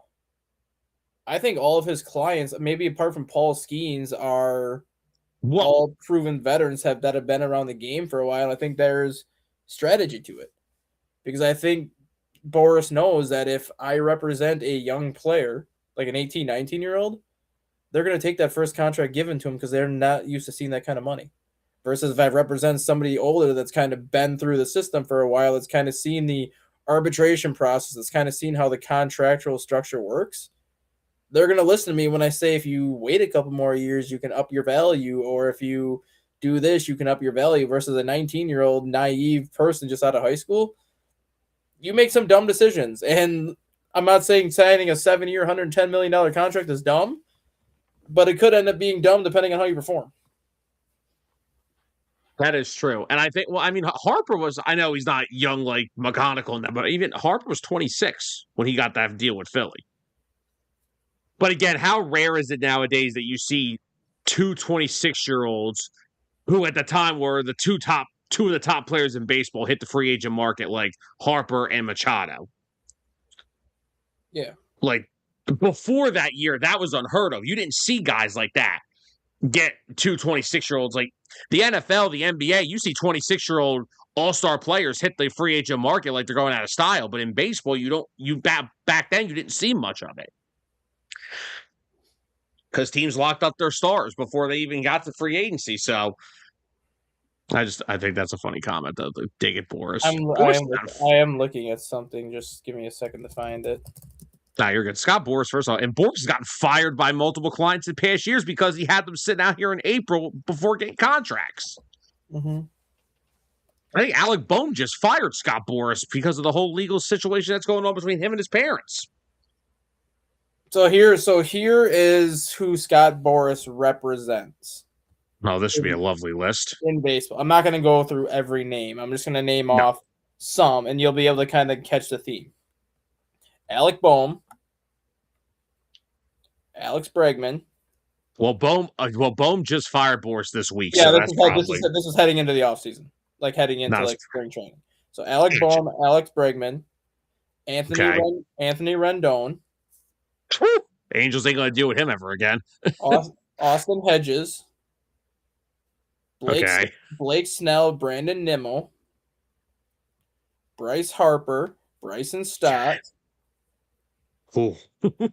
Carlos Correa, Carlos Rodon, Cody Bellinger, Corbin Burns, Corey Seager, Dylan Cease, Ellie De La Cruz, Dylan Cruz, Garrett Cole, Gunnar Henderson, Jordan Westbrook, Jose Altuve, Juan Soto, Chris Bryant, Luis Robert, Mackenzie Gore, Marcus Simeon, Matt Chapman, Matthew Boyd, Max Scherzer, and then the list, Pete Alonso, and the list goes on. Look at how old a lot of those players are. That is true. Apart from Dylan Cruz, who's 22, Ellie De La Cruz was 24. Everybody else on that list is at least 26 years old and has probably gone through the entire arbitration process already, or is on the verge of getting out of the arbitration process. And that is typically when Boras wants to get involved. Because when you're getting to the end of the arbitration process, that's when you're out of the team control, and then you can start dictating how much you make. That's why Boras typically doesn't work with younger players, because he knows that whether the player deserves it or not, a Major League Baseball team can control you for 7 years. Yeah. So even if you come into the league at 20 years old, unless you get that first contract extension at age 22, 23, you're not going to see a big contract until you're 27, because you're going to have your 4 years of, your standard minor league contract, and then you get your years of arbitration. Boras typically won't get involved with the client until they get to that second to last year of arbitration, because that's when he can start leveraging his clients into the free agent field. That's why, like a guy like Connor Griffith, a guy like Kevin McGonigal, and when Ronald Acuna signed his deal, that's why they got him for his team friend. That's why the teams got him as team friendly as they got him for. Because had that been Boras would have told Acuna, don't even sign on the dotted line.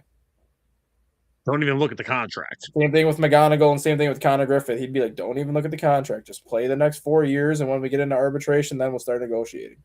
That's why Boras doesn't deal with young clients, because he knows the financial decisions some of the young guys make. Is Rendon the worst contract in the history of baseball? Damn close. Mm,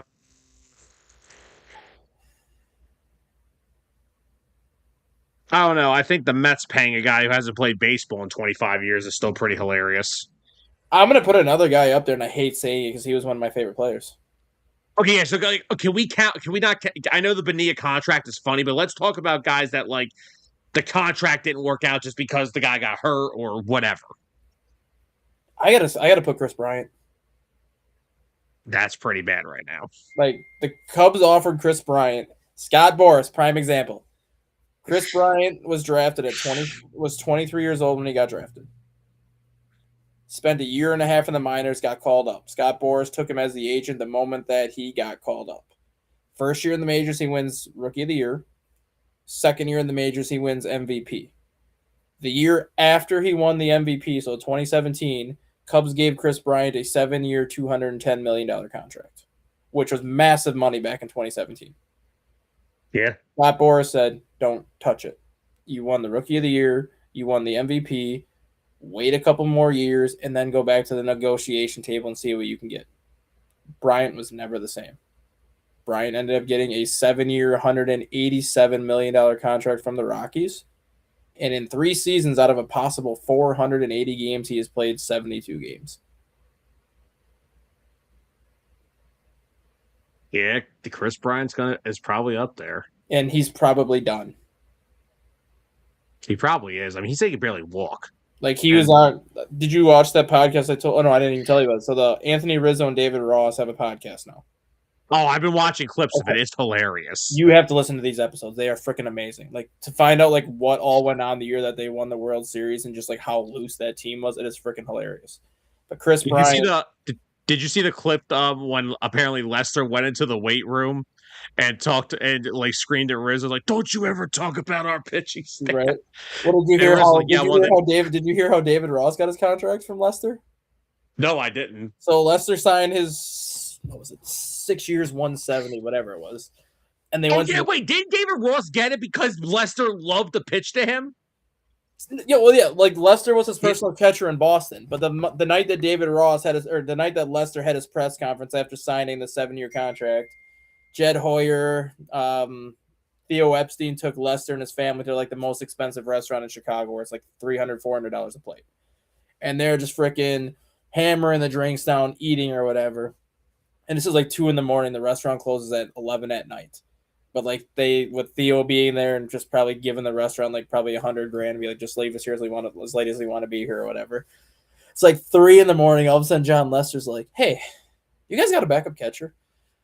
And Theo's like, "No, not yet." He's like, "Oh, we should give David Ross a call. I'll call him right now." And Theo's like, "It's 3 o'clock in the morning." He's like, "I'll call him right now. Like, if I call him right now and get him on the phone." And Theo's like, "If you call David Ross right now and get him on the phone, we'll give him a contract." Lester's like, "Bet." So he calls David Ross at 3 a.m. David Ross just keeps hanging up on him because he thinks John Lester's drunk. So all of a sudden, John Lester's like, goes to his wife. He's like, "Hey, do you have David Ross's wife's number?" And she's like, "Yeah." She's like, "Give me the phone." So then John Lester calls David Ross's wife, and she picks up because she thinks it's John Lester's wife calling. And all of a sudden, John's like, "Put your husband on the damn phone." So then she goes and gives the phone to David Ross, and he's like, "John, I know you're drunk." And he's like, "No, shut up. I'm here with Theo and Jed. They want to bring you to Chicago. What are you offering?" And David Ross is like, "Oh shit. See if you can get me 2 years at 6." John's like, Theo, he'll go 2 years at 6. So then all of a sudden Theo starts sipping a beer and he keeps going like 2 at like 2.5, 2.5. And John's like, "Oh shit. Theo wants to go 2 at 5. David Ross is like, "See if he'll go 2 at 5.5. So he's like, "What about 5.5? Theo keeps going 2.5, 2.5, 2.5. And John's like, "Shit, Theo's not budging. Like he's gonna do 2 at 5, 2 at 5." And then David Ross is like, "All right, I'll do 2 at 5 as long as I can get a suite for my family on the road every time we go on the road." John's like, "Theo, 2 at 5. David Ross gets a suite." Theo's like, "Done. We'll have the contract mailed to him in the morning."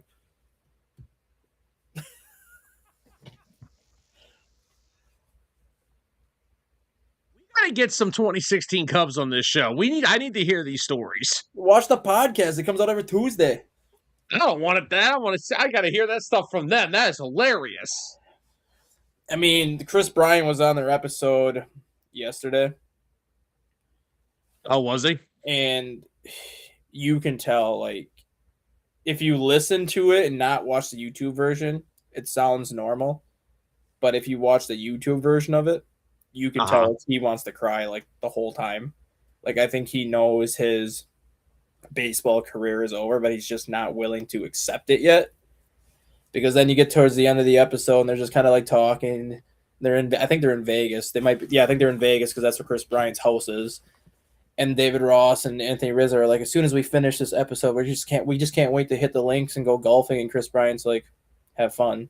Like he's just like, "I can't even swing a golf club."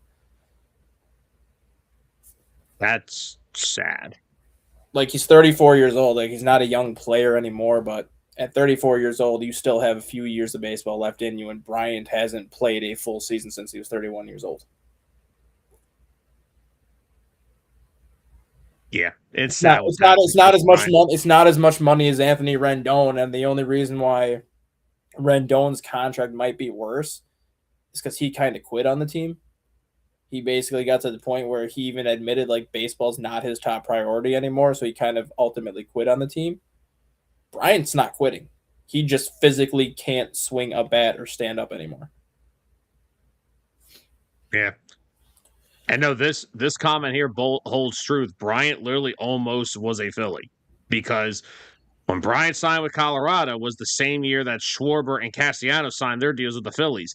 The Phillies were first interested in Bryant because of his connection with Bryce Harper.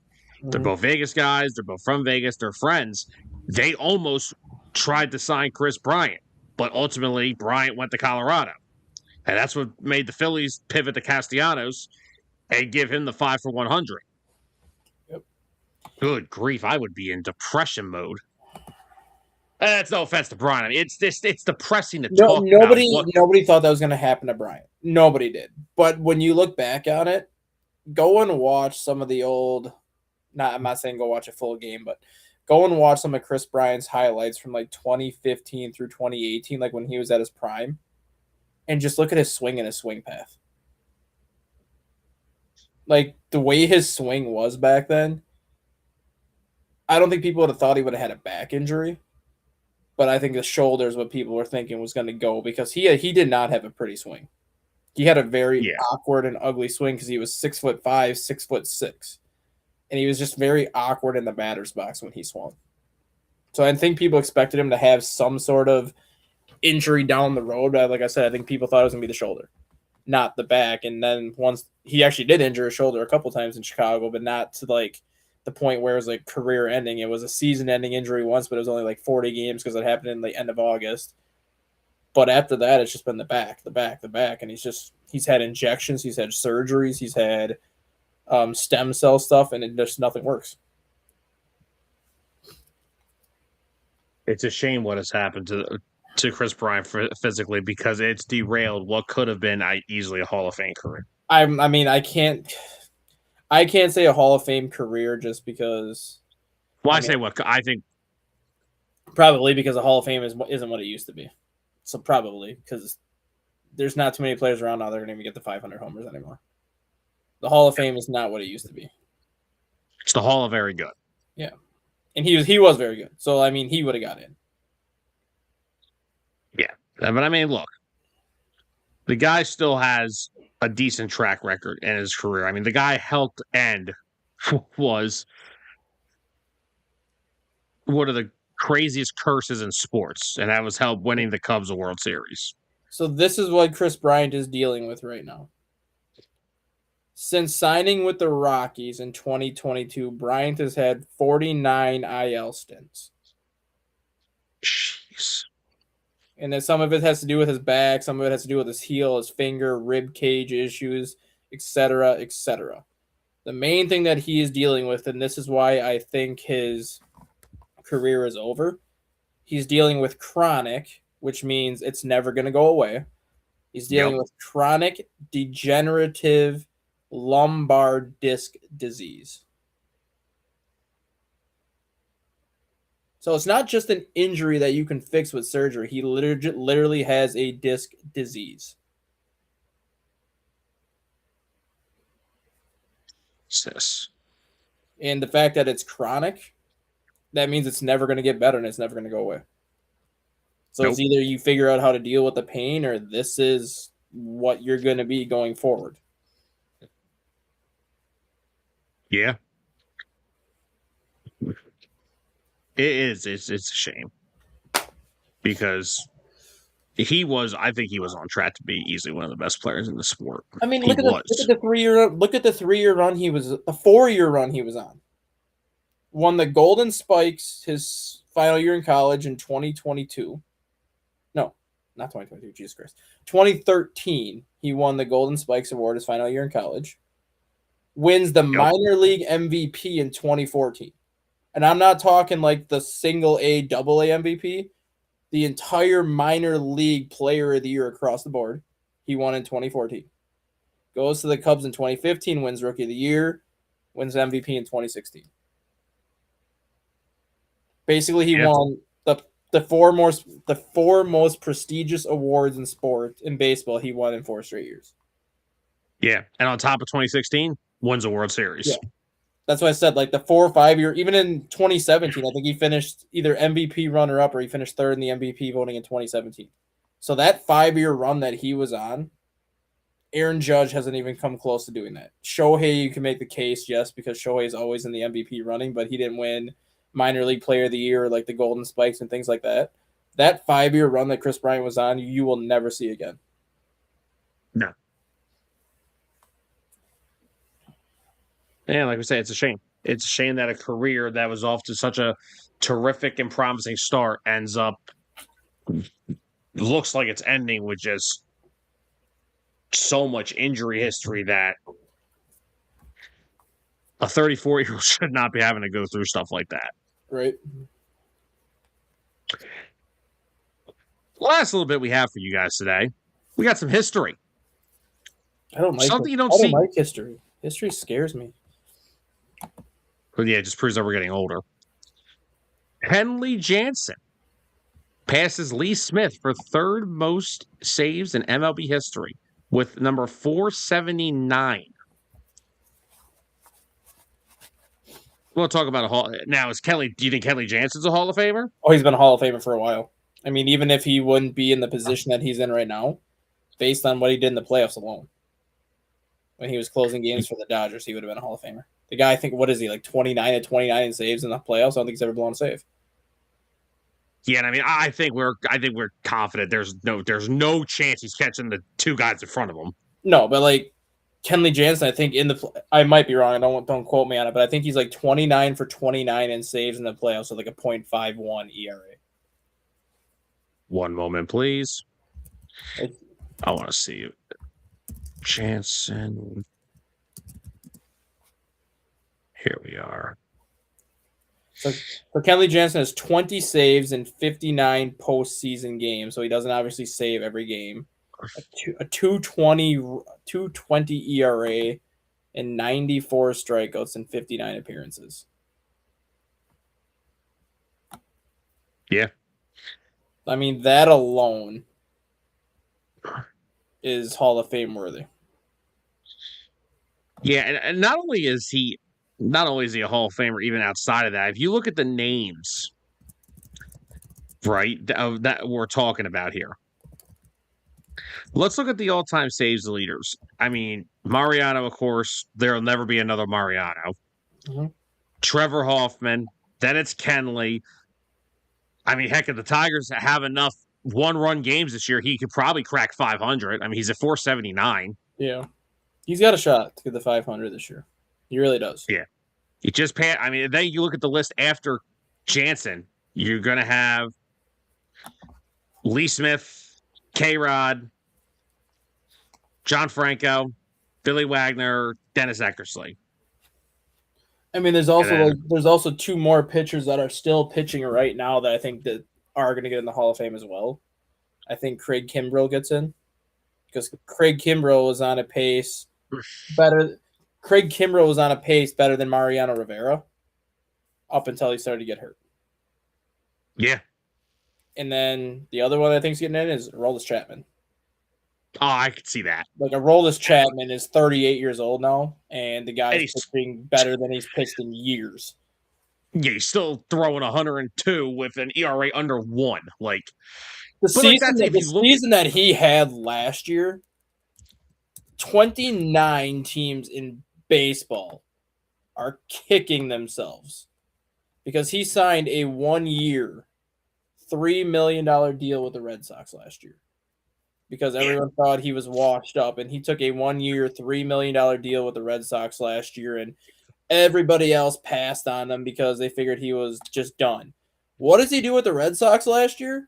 In 67 games, he saves 32 of 34, walks 15, strikes out 85 in 61 innings, averaged 12.5 strikeouts per 9 innings, held opponents to a 126 batting average, posted a 1.17 ERA, and did not give up earned run for like 40 innings last year until he gave up his first earned run in July. You mean to tell me that 29 other teams couldn't have given him a $3 million contract had they known he was going to pitch like that? Guess as good as mine. I think anybody would have signed up for that. And look at the park he pitched in. Look at the division he pitched in. You put him in a pitcher's park like Comerica Park in Detroit, like Petco, like San Francisco Oracle Park. The guy probably has an ERA under 1 for the year. Most likely, yes, because Especially in that division when you have the Dodgers and the Padres to be the only real tough teams you're facing offensively. You go to the Tigers, there ain't one offense in that division that scares me. That not guy even the probably Tigers. that guy could probably post a .5 ERA had he gone to the Tigers last year. He probably would have. One of the single most dominating performances I've seen out of a reliever in quite some time. The guy did that at 37 years old last year. And that's the thing. Like, I think that's why I want to sit here and like appreciate more of what Kenley Jansen's done because you don't see the longevity anymore with closers. Like, you said Kimbrough, yes, he was on that trajectory, but then he got hurt. And guys like even Chapman, he had some down years a little bit before he had this renaissance that he's on. But like, I feel like nowadays, like you just don't like even the guys that are on that. Like, look at K Rod. He had a very good a stretch where he was I ridiculous. mean, K Rod had that, what was it, the 2-year run 60, where he broke Eric Gagne's record where he had like 67 straight saves without a yeah, blown save? but like you don't see closers that are lasting like all the years that Mariano did or that Hoffman did. Jansen's probably going to be the last one. And the thing with Jansen, remember, what was it, 3 years ago he had the heart condition? Yeah, So the fact that he not only came back from that surgery, but it looks like he's never lost it at all. I mean, the velocity's gone down from 96 to about 93, which is to be expected. But Kenley Jansen throws a cutter. He doesn't throw like a straight fastball, so he's never really had to have. I mean, his 96-mile-an-hour cutter at one point was probably the most filthy pitch I've ever seen because you could not square that thing up to save your life. Now it's nope, 93, which is like the typical speed for a cutter, but he still has such great location. You still can't square it up. no. And like that's what I mean. Like I don't feel like we're ever going to see a closer of like. Now, don't get me wrong. Did Jansen ever have that type of run like you just brought with K Rod? No. But I'd rather have the guy that's closing for 15 to 12, 15 years. Yeah, and the thing with Kenley Jansen is too, K-Rod had that great run, but K-Rod did not have a Kenley Jansen run in the playoffs. No. Well, K Rod K-Rod, never really got to the I playoffs. think K-Rod made the playoffs twice. I think he made it once with the Angels, and then once when he was pitching with the Brewers. Yeah. But outside of that, K-Rod was never in the playoffs. Kenley Jansen was in the playoffs for like 9 consecutive seasons. Maybe even more than that. In honor of Kenley Jansen, we're Fun talking stat like, about fun stat about Kenley Jansen though, which you probably didn't even know. shoot it. So he came into the league in 2009 as part of the Island Empire California League team, which was a high A team. You do realize that he was a starting shortstop in the Dodgers organization until 2012. And then it turned into a reliever. Yeah. He was there. And then He was one of their top hitting prospects up until 2012. But then they figured out that the guy could throw 97 miles an hour from shortstop.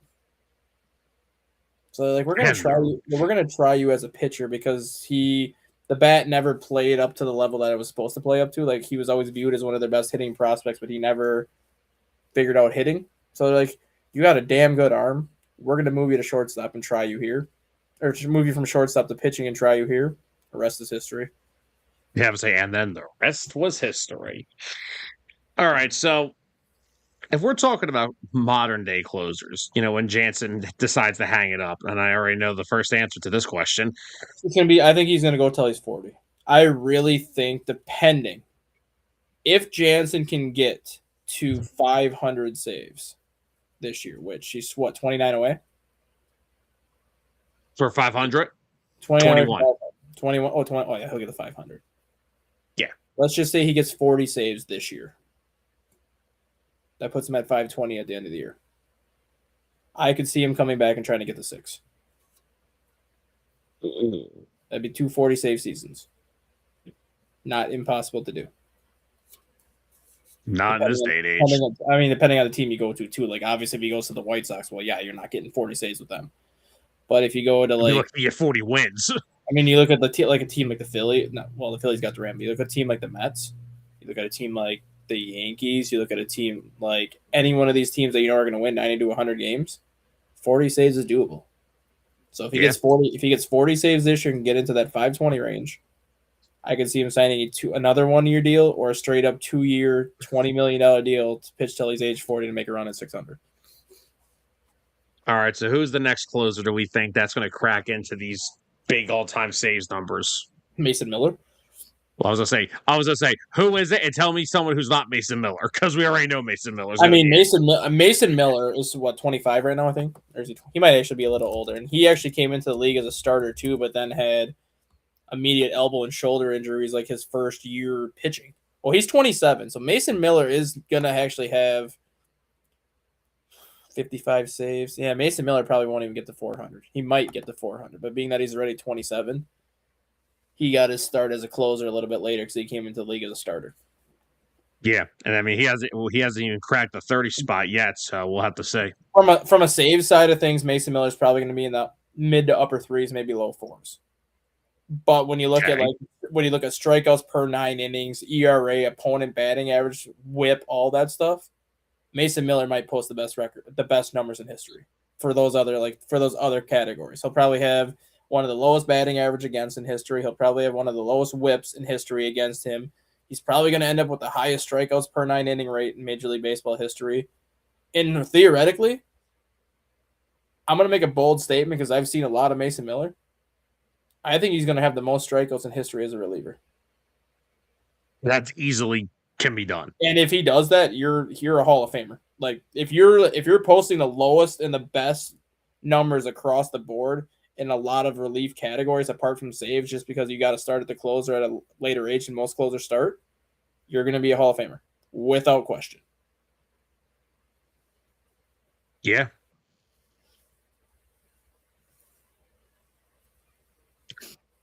I think another one that could come into like that same area is Duran. I mean, he's been a closer since 2023. He had 27, 23, last year 32. I mean, if he stays healthy and keeps up the pace that he's at, I could see him getting into the high threes, maybe the fours. But I mean, again, he's 28. Like, that's the thing. These closers are coming in. Like, having a de facto closer at 21, 22 years old, it's not very a thing anymore. Josh Hader was another one. Josh Hader was a starter in the Brewers organization for like 5 years until he started having shoulder issues. They moved him to closer. He's not even to get to 300 career saves because I think he became a closer at 27. He's like 32 now. But the guy was one of the best closers in baseball for like 5 years when you look at the strikeouts per 9 innings and like all the other stuff that goes with it. Like he was on a Hall of Fame trajectory just on the numbers side of things, just not on the saves. That's the thing now. Because of how much we want these guys to throw 102, 103, they're getting hurt. They're not being able to have that longevity. Mariano Rivera pitched how many years? It's 21 years because he threw a 92 mile an hour cutter that nobody could hit. Not a soul. And the funny thing was, did you remember what he said about his last appearance? That was a long time ago. So he was a 4-pitch pitcher. He had like the cutter, he had a cutter, a changeup, a slider, and then he had a 2-seamer. But he threw the cutter like 80% of the time.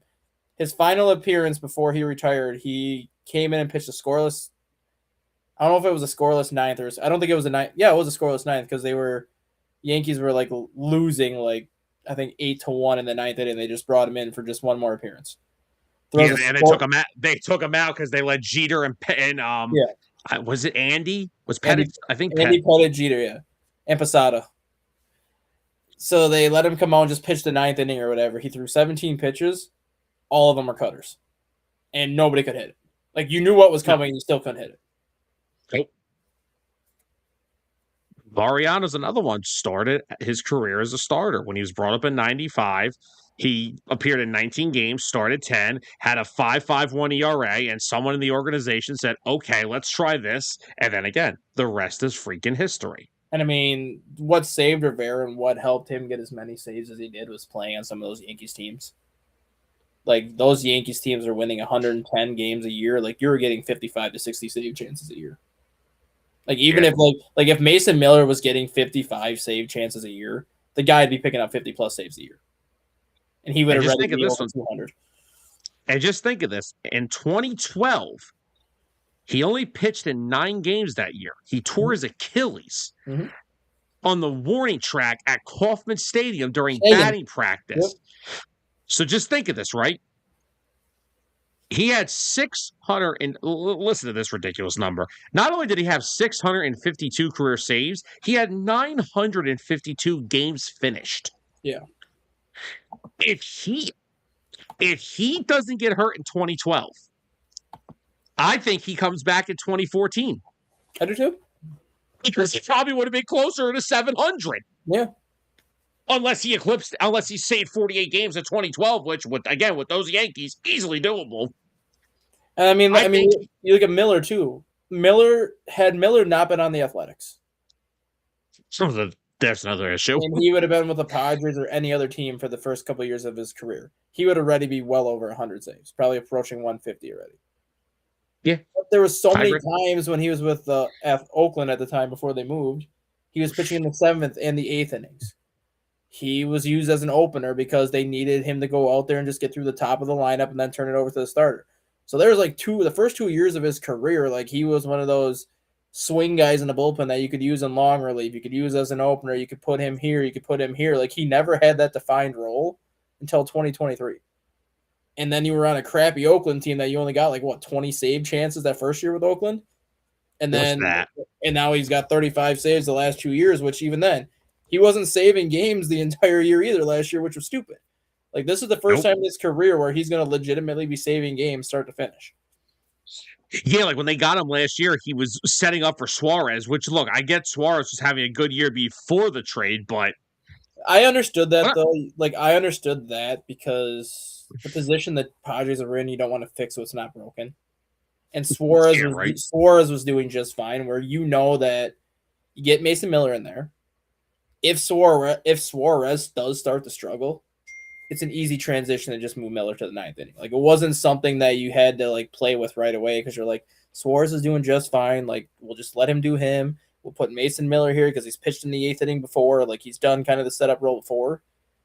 And then you got to the postseason, and Mason Miller actually took over for Suarez as a closer in the postseason because Miller pitched better down the stretch than Suarez did. Well, I mean, Suarez didn't pitch bad by any means, but in the month of September, Suarez had a 2.47 ERA. Mason Miller had a 0. Yeah. Zero is better than 2.47, even though 2.47 is not too shabby. And then you get to the playoffs, and he faced the Cubs in all 3 games in the playoffs. Faced 11 hitters and struck out 10.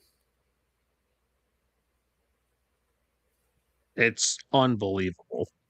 Like I still remember game 2 when the Padres tied it up 1-1. You have the strike zone box, and like where your name is in your corner, like at your corner of the box. Yeah. He threw a 104 mile-an-hour fastball that would have split your S right in half. How the hell, as a hitter, are you supposed to even do anything with that? You can't. You can't even swing at that because you're not going to get a quick enough swing to even make contact. So you literally just stare there and look. And then if the umpire calls strike 3, it's like, well, shit, that sucks. I wouldn't have been able to do anything with it anyways. Would have shattered my bat, so I'm out of here. But outside of, Mason Miller, Johan Duran, is there anybody else that we think could, like, generate themselves to a Hall of Fame career as a closer? We mentioned Kimbrel already. Well, I'm talking about guys that are kind of like still like we know Kimbrel's I think Kimbrel's going to be a Hall of Famer regardless. Same thing with Chapman. I'm talking about guys that are like on the trajectory, like Mason Miller, Johan Duran. So guys that have been like around for a while? Guys that are kind of established right now, yeah. Like I would say Kimbrel was established, but now he's at the tail end. I'm not talking about guys that are at the tail end of their careers here. Edwin Diaz. Yes, I think Edwin Diaz is probably on the the trajectory to a Hall of Famer. He's probably closer than Mason Miller and Johan Duran I right mean, about now. Edwin Diaz had that one season where he had 53 saves with like a 1.02 ERA that one year, the year that he came back from the torn Achilles. Yeah. Even though Edwin Diaz has shit the bed so far this year, he's got an ERA over 6. Oh my. He's got an ERA over 6 so far with the Dodgers. See, just because the Dodgers sign you doesn't mean you're always going to be great. Yeah, 2018 as a member of the Seattle Mariners, Edwin Diaz was 0-4 in 73 games, 57 for 61 in saves with a 1.96 ERA, 7 walks and 124 strikeouts in 73 innings. Jesus.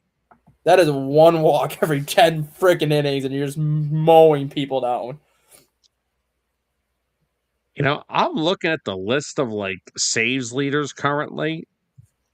I mean, I know this isn't just like all closers, but there's not much top tier talent in terms of closers anymore, is there? Because now a lot of teams go closer by committee. Which is annoying. You have your established closer, right? But even though you have an established closer, you used to always see it where a team would have a 3-run lead, the closer was coming in. Like it was a 3-run lead, it's a save situation, like your closer's coming in, your closer's coming in, your closer's coming in. Now a lot of teams are only bringing their closer in if it's a 1-run game. Now if you have a 2 or a 3-run lead, you go with your setup man or your secondary closer. Or if like Brad Keller last year for the Cubs was a prime example. He was the Cubs' best reliever most of the season. Daniel Palencia kind of took that from him late in the season when he became the closer. But Brad Keller was the best reliever in the Cubs' pen all year from start to finish. But when it got later in the games or later in the season when games mattered more, Craig Counsell would use him when the best 3 hitters of the lineup are coming out. So if the best 3 hitters happen to be hitting in the 7th inning, Keller would pitch the 7th. If the best 3 hitters were batting in the 8th, Keller would get the 8th. And if the top 3 hitters in that lineup were pitching in the 9th, Keller would get the 9th over Daniel Palencia. Like that's what a lot of teams are doing now too, where I'm not going to say it's closer by committee, but they have their closer. But if there's a pocket in the lineup where the manager doesn't feel the closer matches up well with and somebody else does, then that guy will get the 9th inning this day. Because and also another thing is, we talk about athletes being creatures of habit. Closers, I mean, I think another thing that's been kind of the death of the traditional closer is not being able to pitch to multiple hitters in multiple innings, but also not being able to make adjustments. And I think a lot of this started in 2023 with the Phillies when they had Craig Kimbrell. Rob Thompson went to him in the 7th inning of the NLCS, and Alec Thomas hit a 3-run shot off him. Dustin, when was the last time Craig Kimbrell in his career pitched a 7th inning? AAA, maybe? When the Cubs signed him in 2021 after, they signed him back in June of 2021 because that was the year that he held out for a long time and couldn't get the deal he wanted. And then he signed a 3-year, $28 million with the Cubs that year. And his agent was? Yeah, but instead of rehabbing like you typically would rehab, he literally went to the minor leagues for 10 days. Pitched 4 innings in those 10 days, and then they came right to the majors, and the Cubs said, you're not ready to close yet, so you're just going to pitch in the 7th inning for now. And then when your velocity gets back up, then because when he got there, he was throwing like 92, 93. Oh, no. He's like, you're not where you need to be. Like, you did your 10 days in the minors, you got your 4 innings in, you're going to go to the 7th inning for now, and then when your velocity gets back up to the 96, 97, then you'll go close. So he's done it before, but it was basically because he waited so long to sign and he had to build up his arm strength. He's not comfortable pitching in that list. Exactly. And I think that's another reason why the death of the traditional closer is a thing. So back to what I was just saying 2 minutes ago, right? I just pulled up the MLB closers right now for the current teams, right? Okay. And how we were talking about some teams don't have closers or they go closer by committee. As of today, the Arizona Diamondbacks do not have a closer. The Athletics don't have a closer. The White Sox, the Guardians, the Rockies, the Tigers, the Astros, and the Angels and the Twins do not have an official closer on their roster. I could tell you half of those are not true. No, it's true. They have a guy that closes, but it's not like a de facto closer where he's getting the ball every single time in the 9th inning. Read me those teams again, real quick, just so I can get a feel for this. Because I'm not saying I'm disagreeing with Yeah. that list because Arizona Diamondbacks. Paul Sewell. He's No one else in that bullpen is closing games besides him. pitched in the No eighth. one. He's pitched in the eighth inning a couple times already, and they've had somebody else take the ninth. That's ridiculous. The Athletics. Well, the guy they had is in San Diego, so yes. Okay. The Braves. No, the Braves got one. White Sox. Don't even outside Sir Anthony Dominguez. I don't even know who's in their bullpen. Sir Anthony Dominguez is their closer, but I don't consider him a closer. He is an eighth inning. I would, as a Phillies fan, I would not declare him as a closer. He is your eighth inning guy. Your closer for the White Sox should be Grant Taylor, who has started 7 of the White Sox last 8 games, by the way. Because they use him as an opener. He should be your closer, but you're using him as an opener, so that already hurts them. The Guardians and the Rockies don't have a closer. The Guardians have that guy Casey Smith, who I think Kate Smith, but he's also considered a setup man. But they did that stuff. The Guardians are always weird with their bullpen. They've been doing that since Class A was there. Yeah, Detroit Tigers. Yeah, because Jansen is yes, but they use Will Vest a lot in the ninth inning too. So Houston Astros. Hader's hurt, isn't he? Yep. Okay, so that kind of explains it. Angels. Well, they have Jordan Romano, so yeah, I can understand why they don't. Twins. Well, we took theirs, so. The New York Mets, because Devin Williams is not listed as a closer. He's listed as a closes. It's kind of the committee, him, Luke Weaver. So, yeah. The San Francisco Giants, because they sent Camilo Duvall to the Yankees. Yeah, so they don't have really one de facto either. Wow, there's a lot of teams that don't have a de facto closer. Holy crap. The Cardinals, who sent Ryan Helsley to the Mets. Yeah, they don't got nobody. The Tampa Bay Rays, because Fairbanks is now with the Marlins. The Rays wouldn't use Fairbanks as the closer even if he was still there. The Texas Rangers. No. And the Washington Nationals. Yeah, because they sent Finnegan to the Tigers last year. Yeah, I think Jake Junis leads the Rangers in saves right now. Half of the league does not have a de facto closer. Well, there goes my point.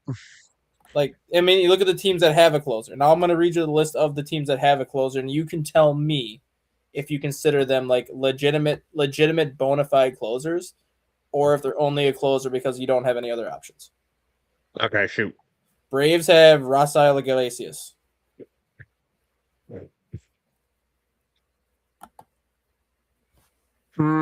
I consider him a closer because he's got 230 saves. He's done it a while. Yeah. Orioles have Ryan Helsley. Yeah. Well, Aroldis Chapman, that's done given. Yeah. Daniel Palencia for the Cubs. I'm not ready to consider him a closer yet because it was his first time taking over for Ryan Presley last year. He was still 24 for 26 in saves last year, so he did fine. I need one more year out of him. Yeah. Before I can say he's their closer. Same thing with Emilio Pagan for the Reds. First year as a closer was last year. He had like 37 saves. I need to see it one more year this year before I consider him a lockdown closer, even though he's listed as their closer. The Royals have Lucas Erceg. I don't consider him a closer. He's been a setup man his entire career because he was pitching in front of Mason Miller.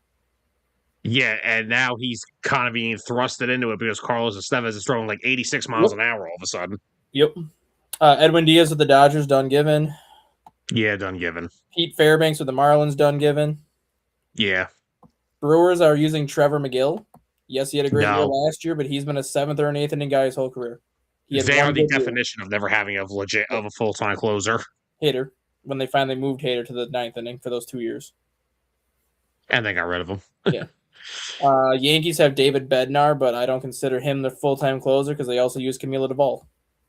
Exactly. So Bednar's not. Yohan Duran, I consider a closer. Yes. Pittsburgh Pirates have Dennis Santana, who I am going to consider a closer now just because he actually pitched more of the closing role than Bednar last year. Yeah. So he's the closer. Mason Miller, enough said. And then Seattle Mariners have Andres Munoz. He's a closer. And Yeah. then the Blue Jays have Jeff Hoffman, who I think is a setup man over a closer. He should. He is the closer. He shouldn't be. Yeah. So again, how many of that list? How many teams actually have a bona fide guy that you consider their closer? Like maybe 8. Yeah. It's not like it was back in the 90s where every team had your bona fide closer. You had Rivera. You had Trevor Hoffman. Every team had like their bona fide closer. The Atlanta Braves had John Smoltz, and then they went to John Rocker. Like they had bona fide closers. Yeah. Teams now, they have a closer, but they're not a bona fide closer. They have closer by committee, or they like, oh, we're going to use you today and we'll use you tomorrow. Or my closer's pitching in the 8th inning today because I'm facing Schwarber, Harper, in the teeth of the Phillies lineup. Pretty much. Yeah, so the definition of the de facto closer is kind of dying out. The last thing I want to ask you about today, and I thought this is freaking hilarious because this is a pitcher that I wanted the Cubs to get so bad this offseason, and now I'm kind of happy we dodged a bullet. Shoot. Tatsuya Imai. Dead arm. Did you hear what he freaking said the other day that makes, I think, Houston just regret giving him this deal? I don't. What did he say? So usually when you're coming from Japan or Korea and you're kind of taking these visits with the team, you're kind of supposed to kind of be getting to know the team, correct? Yeah. Like you're kind of supposed to be getting to know baseball in the United States and this, right? Yeah. So through his interpreter yesterday, Tatsuya Imai, who spent his first 7 seasons with the Cebu Lions in Japan, basically said his arm injury is because he is having trouble adjusting to the American lifestyle of baseball.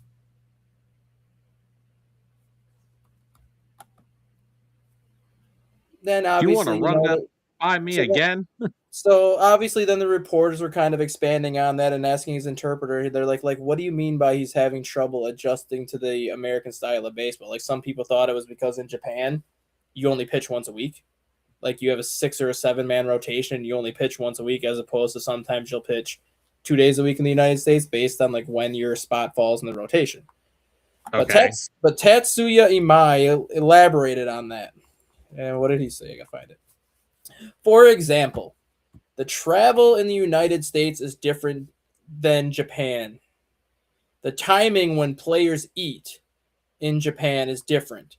The timing when players get back to the hotel is different. In Japan, players are eating their dinner at the hotel and are in their beds by 8 o'clock. Here in the United States, players eat at the stadium. When I signed this contract, I thought everything was going to be the same as it was in Japan.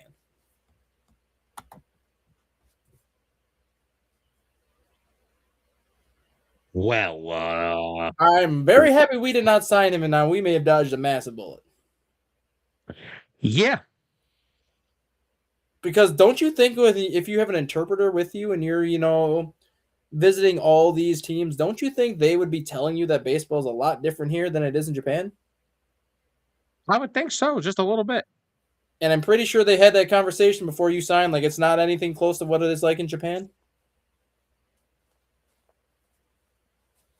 There's something I didn't expect to hear today. That's crazy. I mean, even look at Yoshinobu Yamamoto. Like, as good as that guy was last year, it took him, 3 months his rookie year to adjust? Like, his first 3 months of the season, his rookie year, his ERA was almost a 4.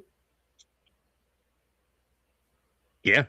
It took him a while to adjust, and he said that he didn't go, obviously, as much into detail as he might did, but he basically said that his toughest thing when he came from Japan to the United States was adjusting to the 5-man rotation as opposed to the 6. Yeah. Which because you're getting one less day off, so that's clearly a transition. In Japan, I don't know if you've ever looked at a Japan schedule. No. They run I can be honest. they run the same schedule that minor league baseball runs. So minor league baseball has every Monday off for travel purposes. and then they have a 6-game series Tuesday through Sunday. In Japan, you have a 3-game series Monday, Tuesday, Wednesday. Everyone has off on Thursday for a travel day, and then you have a 3-game series Friday, Saturday, Sunday. But each team has 6 starting pitchers. So you're basically pitching once a week, and you're pitching on the same day each week.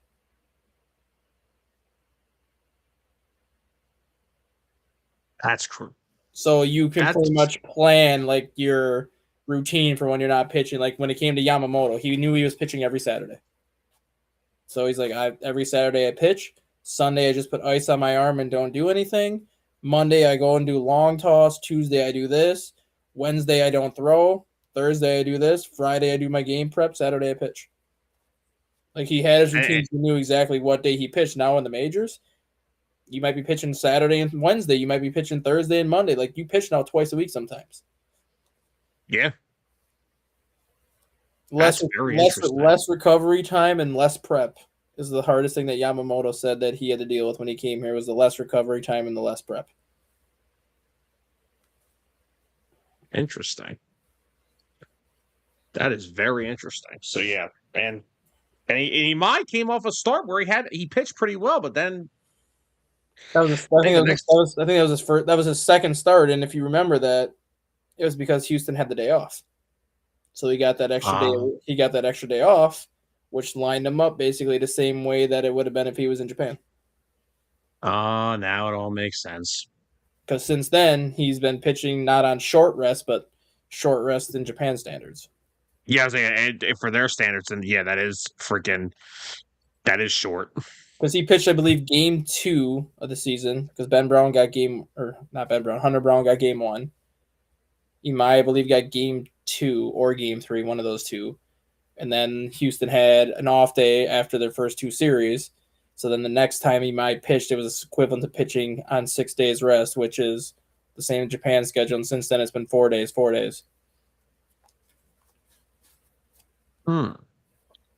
Very interesting. That's crazy. So yeah, that transition for Japan players is really for pitchers especially. That is a transition. Hitters, it doesn't matter because hitters, like even when you come stateside, a lot of Japanese hitters are playing 6 days a week. They're getting like a day off. Like it could be a random day off, but they're not playing like a full 7 days. Like guys like Bobby Witt Jr., Aaron Judge, all these guys that are trying to play every day. Japan players know when they sign here, they're probably only playing like 140 games a year. They typically get 1 day off a week. So, like, their routine doesn't change as much as the pitchers. And I have one thing I want to leave you with before we end the show. We were talking earlier about, the way how the leagues looked. A lot of poor play so far. A lot of teams hovering around that 500 mark. Yep. And I think a lot of it we could say is the weather, Oh, definitely. 100%.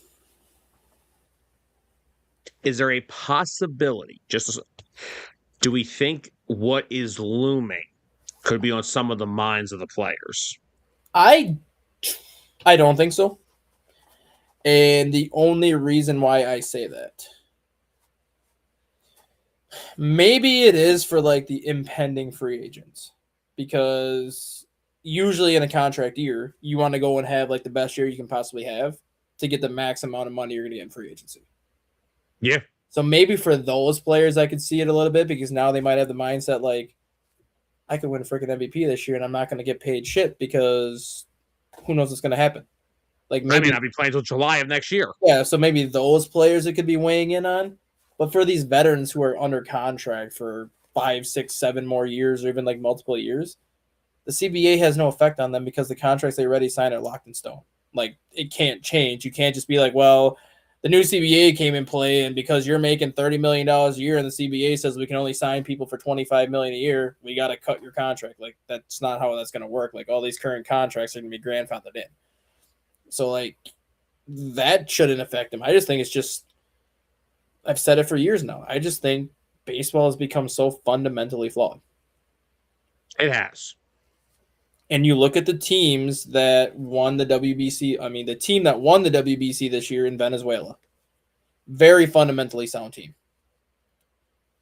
You look at Italy, who nobody thought had a chance in hell to make it as far as they made it. They were the most fundamentally sound team in that WBC. They were. Station to station, sacrifice bunts, sacrifice flies, just routine everything. Like, that's why I enjoyed watching the W. As frustrating as Team USA was this year, they were just super frustrating.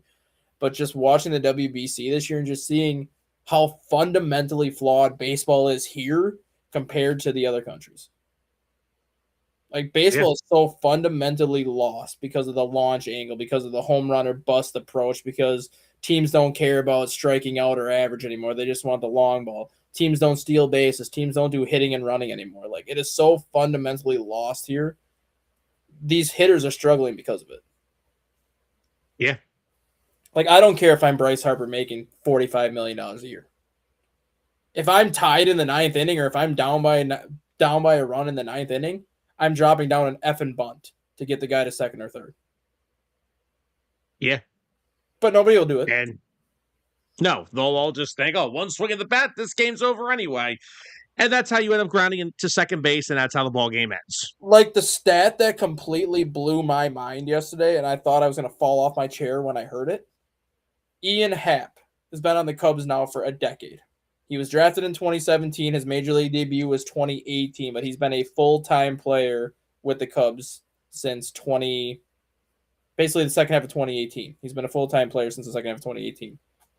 He has one sacrifice bunt in 8 years of baseball.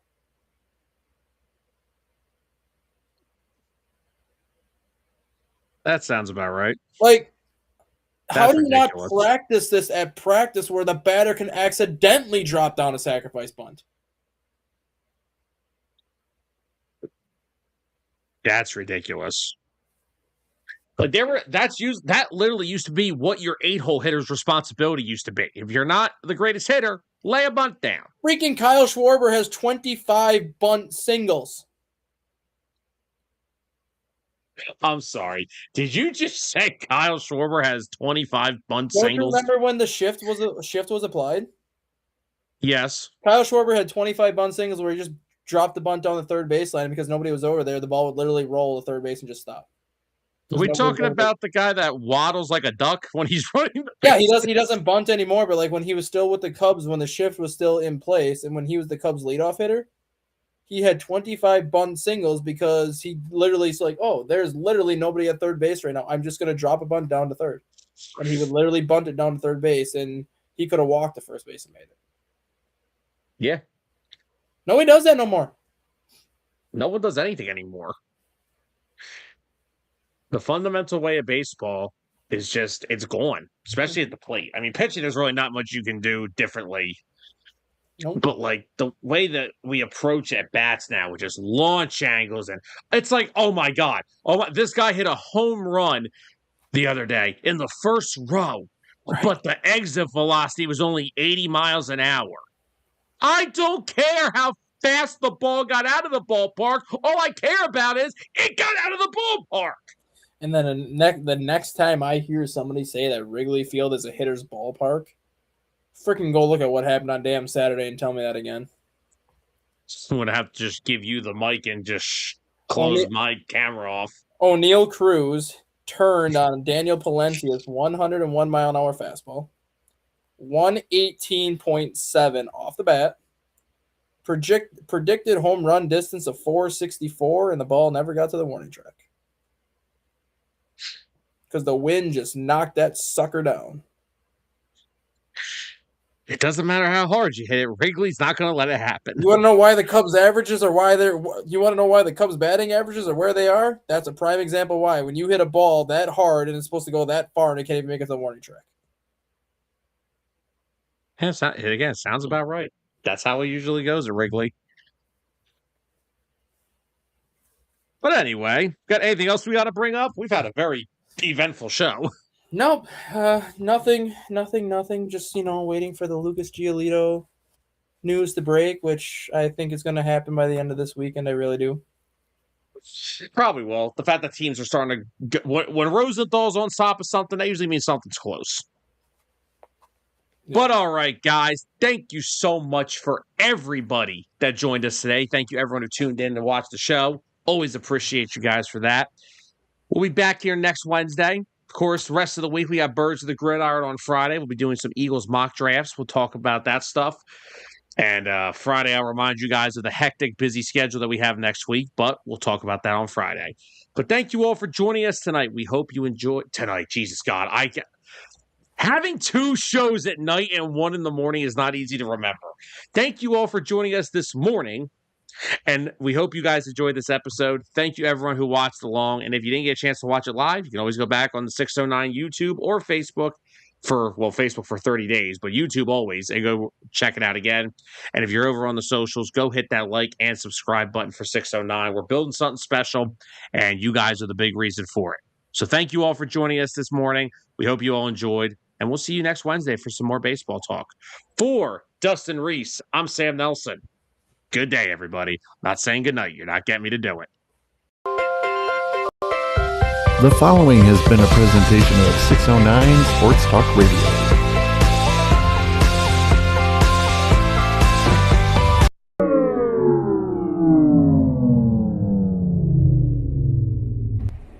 Sam, what did you do?